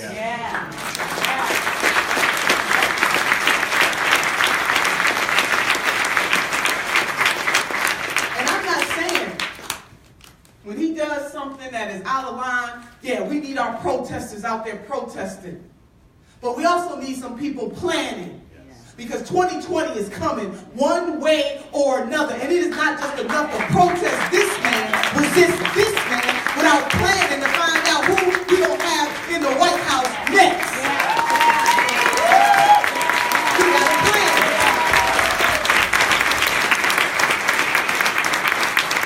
Don't sleep on our dear president. He got more lives. Don't sleep on him. And if Democrats think that they're going to win Just by pointing out his flaws, they got another thing coming, because in New Jersey, y'all done pointed out a whole bunch of flaws right here in this state at the hands of Democrats. Who do you stand for? Any old blue just going blue. Brother Larry, it kills me when some of our neoliberal sisters and brothers, they say, well, Nina Turner, if you don't like the party, get out. And what I say, I don't know if we got some babies in here. Maybe I might not say it. I ain't gonna say exactly that. But this is what I say. It's our party. And we ain't going nowhere. We're not going anywhere. Neoliberals go. We're not going anywhere. Burning blue is here to stay. The blue of Troy and Chisholm is here to stay. The blue of Barbara Jordan is here to stay. We're not going nowhere. Any blue just won't do this Thursday. We're going to call them out. So we must plan, we must coalition build. And so all of my sisters and brothers that came up here, they gave you direction. They talked about how we need you to run for some of those county precinct seats. You got to do that. Because the only way to transform the party is to take it over. Sisters and brothers, this is about power. This is about who has it. This is about how they wield it. See, we talk about all our high-minded ideas, and our ideas matter. But if we don't have the power, Yes. they just ideas. That's why we got to get Jim and Peter in there. Yeah.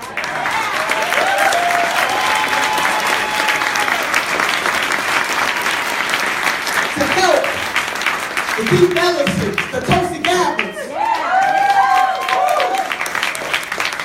the Camilla Jayapals of the world, the Mohammeds of the world, the Sanders of the world. See, it takes teamwork to make the dream work. We are a team. So we got to put some sweat at it. We got to protest and we got to plan. And we cannot sleep on local and state level of government. The levels that we have lost most ground, it may surprise you, it is not in the Congress, it is in state houses all over this country. We must encourage people to run for the state house, and we must support them with the same fervor that we would support anybody running for that Congress. That is how we build a progressive America. Protest plans, and we must persevere.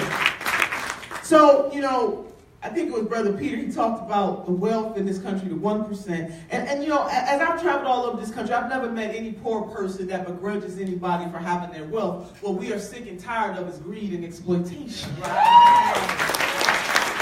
You building your wealth on our backs. That's what we're mad about. Nobody wakes up and says, you know, I want to be poor when I grow up. Everybody want to be successful. We want to be successful. But when it is embedded in the system, and it is rigged, that only a few people in this world can have all the wealth. So Forbes magazine, on the cover this month, $9.1 trillion controlled by 2,208 billionaires. Wow. Worldwide. Wow. $9 trillion controlled by 2,208 folks worldwide. Did you hear me, sisters and brothers? Worldwide. And 585 of those folks live right here in the United States of America. See, it's about greed and exploitation, not about wealth. There is a socially conscious way to have your wealth. But when Jim talked about what is happening in other countries, happening here to our level, to our standard of living, why do we have a working poor in the United States of America? People working 2-3 jobs just to make ends meet, their quality of life is diminishing, that as a generation, we cannot guarantee that the generation coming after us will have a higher quality of life than we have. There is something wrong with that, because everything that America is, one thing we have been able to say, we may regress from time to time, but we have been a nation of progress. And if we cannot continue to talk about economic, social, political, environmental, racial progress, then something is wrong.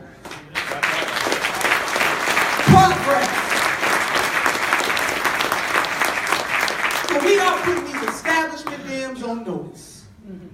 If they haven't noticed, they are on notice. Then either you're going to stand up for the people, or we will replace you. Yeah. Any blue just won't do. Any blue just won't do. Protest plan, and we gotta persevere, sisters and brothers. This is a race. It's a long distance. We gotta keep going. Every generation. And I'm gonna wrap this thing up, but I gotta come down to the people. When I said to you that every single one of your speakers, I mean, Lord, I tore up what I had to say. And I was standing in that corner, Jim, jotting down other notes. You know, that's what happens when you got dynamic people like the people who spoke here today, the coalition that we are building. And we got to do it consciously. You know, one of my favorite motivational speakers, Zig Ziglar, when he talks about motivation, he said it's like brushing your teeth. You got to do it every day. So I don't want you to lose your fight and your fervor just because we are fighting against the machine. And it is about ideology. We're going to unite with folks. And some of you may be in the room because you care about the environment. Some of you are in the room because you want big money out of politics. And what we mean when we say that is that money, people with more money should not have an outsized influence than those of us who got a few bucks. They just shouldn't. So it's not that we begrudge money, but I'm just sick and tired of politicians who have their their donors.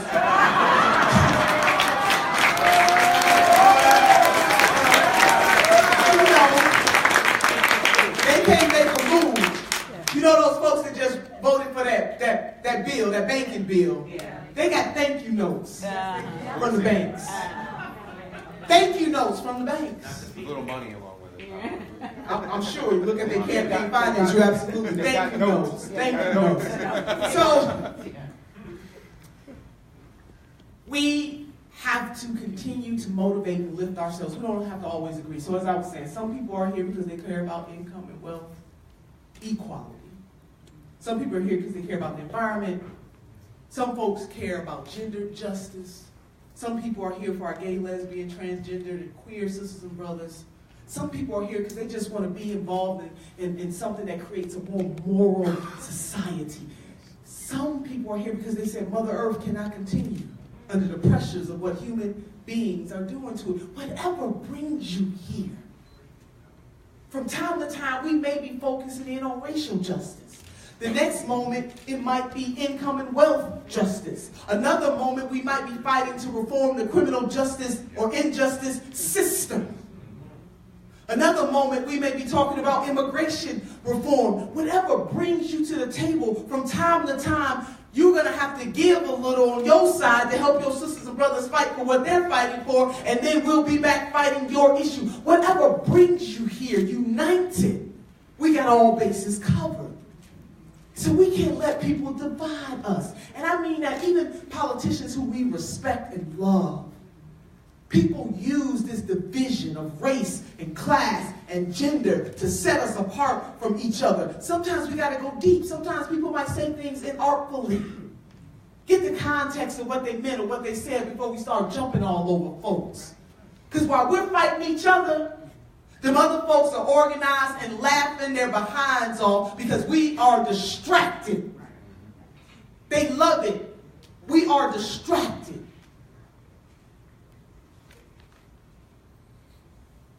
Focus. Focus. The type of country we want to build, one community at a time. Focus. And it's going to take us. And the reason why I said I stopped saying that people vote against their own self-interest, and I'm guilty, I said it. I used to say it. Sometimes I still got to catch myself. The reason why I say that is that as I studied what happened in 2016 and I got to the communities and I went into the places where some of our sisters and brothers did vote for Mr. Trump. And I had a real conversation with them. What made you vote for this man? Because I'm trying to understand. And when I heard some of the things that they had to say, it was really no different from the people who voted on the Democratic side. No different. They voted what they believed was their interest.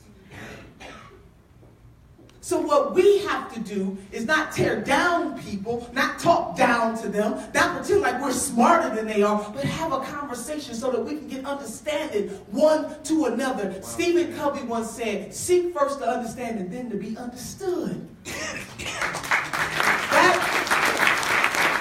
That doesn't mean that we're always going to agree, but at least we can get some understanding. Right. And if we have to go ham, ask a millennial what that means. If we got to go there on the issue, then let's go there. But don't tear people down personally. If somebody calls you stupid, uninformed, why you vote for this dude? You voted against your own self-interest. I remember when the hurricanes hit Texas and other states that voted, where the whole state voted for Mr. Trump. I saw Democrats and people who, because online, I don't know who these people are, but people who purported to be Democrats saying things like they got what they deserve because they voted for Trump. What kind of immoral stuff is that? Or just recently, seeing stuff on social media where people say, you're getting everything that you deserve. I hope you guys go to hell, crash and burn, no health care, no jobs, because Mr. Trump is in office. What kind of stuff is that to say? As progressive, either we're fighting for everybody or we're fighting for nobody. It doesn't matter what side they're on.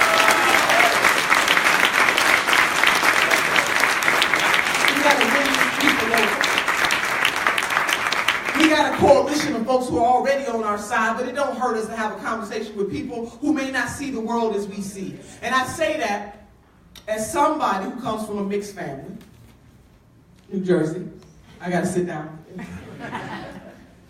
My brother is a conservative Republican. Oh. Yes, he is. Yes, he is. Don't say, oh no. And we talk every morning. Every morning at 7:30 in the morning. Every morning. Because he's trying to understand me and I'm trying to understand him. Every morning. And the reason why I bring this up is because if I needed a lung, if I needed a kidney, if I needed a blood transfusion, my conservative Republican brother would be there to give it to me. I say this is because we can't let what happened in 2016 divide us so much from other folks that we don't see their humanity, even if we don't agree with their issues. See, some people benefit from that. See, it won't be no neoliberal that a Democrat that's going to give me what I need. It will be my Republican, conservative brother who I argue with every morning at 7:30. Humanity is the most important thing.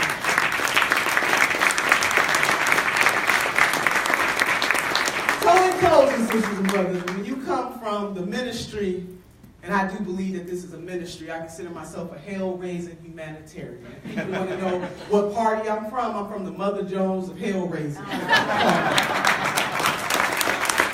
But just understand it. So we must protest, we must plan, and we must persevere. This is long distance. And every generation is charged with increasing social justice for the next. It never ends. It never ends. It never ends.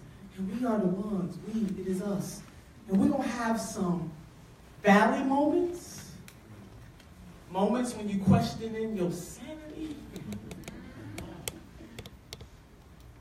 But we also going to have some mountaintop moments. There you go.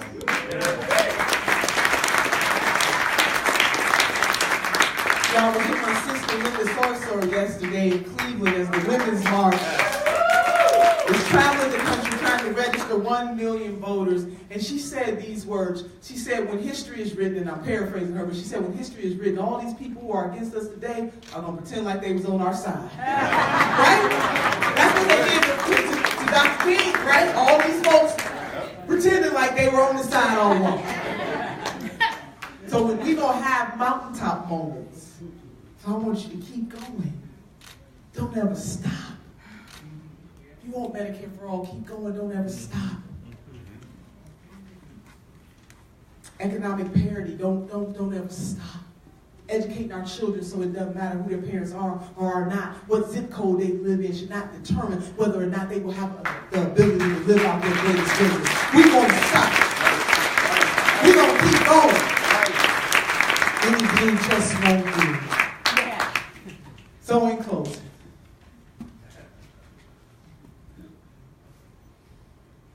I want you to know that our stories are our strength. And all of us have a story to tell. This rainbow mosaic of people that I'm looking at in this room today, we all have a story to tell. Share your story with somebody. And as the listener, don't be so quick to want to talk. Really listen to what your neighbor is saying to you. And it doesn't hurt in this political climate to have a kind word to say to somebody. See, not only are we being distracted by the man in the White House, we're also being distracted by the political noise out there that continuously feeds us a steady diet of this is the worst it has ever been and it's never going to get any better. Well, if we wake up every morning believing that it's never going to get any better, why would we get up in the morning? We are here because we are going to work to make it better.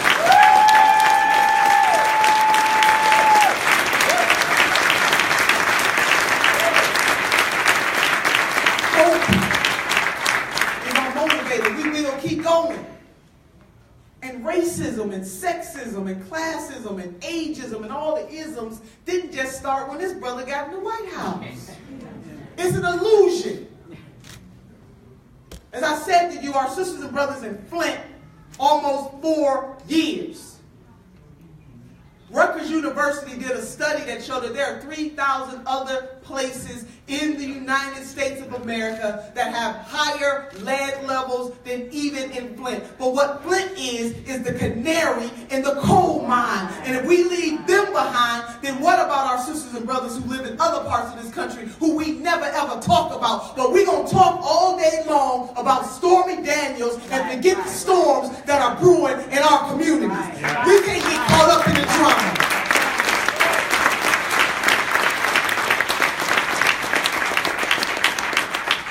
Steady diet of foolishness, of drama, of stuff that has nothing to do with advancing us as a nation.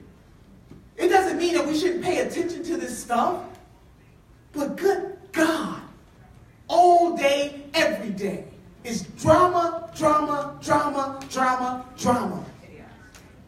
We are distracted, and we must get our focus back, progressives. That is our job. So this thing, I got to close with my 3 bones from my grandmother. And any of you who have been following me, because now I'm feeling really good, and I got the right shoes on. I mean, I want to run. You know, I want to run around the room. Sisters, I traded in my stilettos for sensible shoes, so people out there doing the work. But beautifully though. But you know, so protest, plan, and persevere. We can do this. We can do this. Valley, mountain, valley, mountain, valley, mountain. But what are we going to do for the cause? So my grandmother was born in 1913, and she couldn't read or write. But she could count her money. Wow. And she kept her money in the Southern ladies' bank. Sisters know where that bank account is. Let's ask a sister where that bank account is located. But my grandmother, even though she did not have a formal education, she was one of the smartest women I've ever known. Well, that's why. Mother wit. Brother Larry, you know what I'm talking about? Mother wit. Yes. Brilliant. When I asked my grandmother, what does it take to be successful in this life, she said, my dear granddaughter, all you need are the 3 bones, the wishbone, the jawbone, and the backbone. She said, the wishbone song will keep you hoping and praying because hope, hope, hope. Hope is the motivator, but the dream is the driver. The reason why we do what we do each and every day is because we hope and believe that tomorrow will be better than today. That is what we are fighting for. That is what we are working for. That is why we will keep going.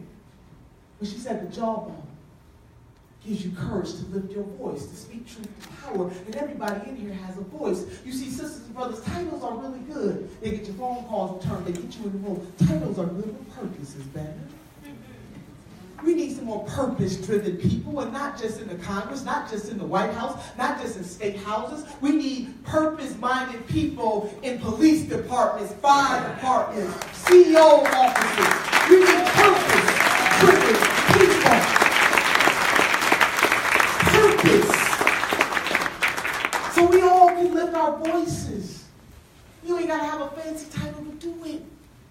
All the great revolutions, all the great movements in this country did not come from the top folks. It came from the bottom folks, the grassroots folks, forcing the grass tops to do the right thing. Name your movement. It was the everyday people making it happen, forcing it to happen. That was true in the 19th century, true in the 20th century, and baby, it is true in the 21st century. It is us. So use that jawbone. And Grandma said the most important bone of them all, the supercalifragilisticexpialidocious. Millennials don't know nothing about that. Is the backbone. Because the backbone will keep us standing through our trials and our tribulations. We're going to go through some stuff. You can't have a testimony without a test. We're going to go through some stuff. We're going to have to fight the machine. We got to fight the establishment of both parties. We will have to fight our way through this. But baby, with a backbone, we will continue to stand generation after generation after generation, continue to push for social justice, continue to push for racial justice, environmental justice, gender justice. Because we will not stop. We will keep going. If you want to taste the freedom, we will keep going. If we want universal health care, we will keep going. If we believe that women deserve to make their whole damn dollar, we will keep going. If we believe that workers should have paid leave, keep going. If we believe that folks should have a living wage, keep going. If we believe in racial justice, keep going. Environmental justice, keep going. Gender justice, keep going. And all you gotta do is fill in the blank. But this world needs you. And it needs us to be critical thinkers and not to roll over for folks. Right. New Jersey! I'm feeling some type of way right here. Not here. Right here. In the Garden State. Honorary Jersey girl. Say that. Honorary Jersey girl.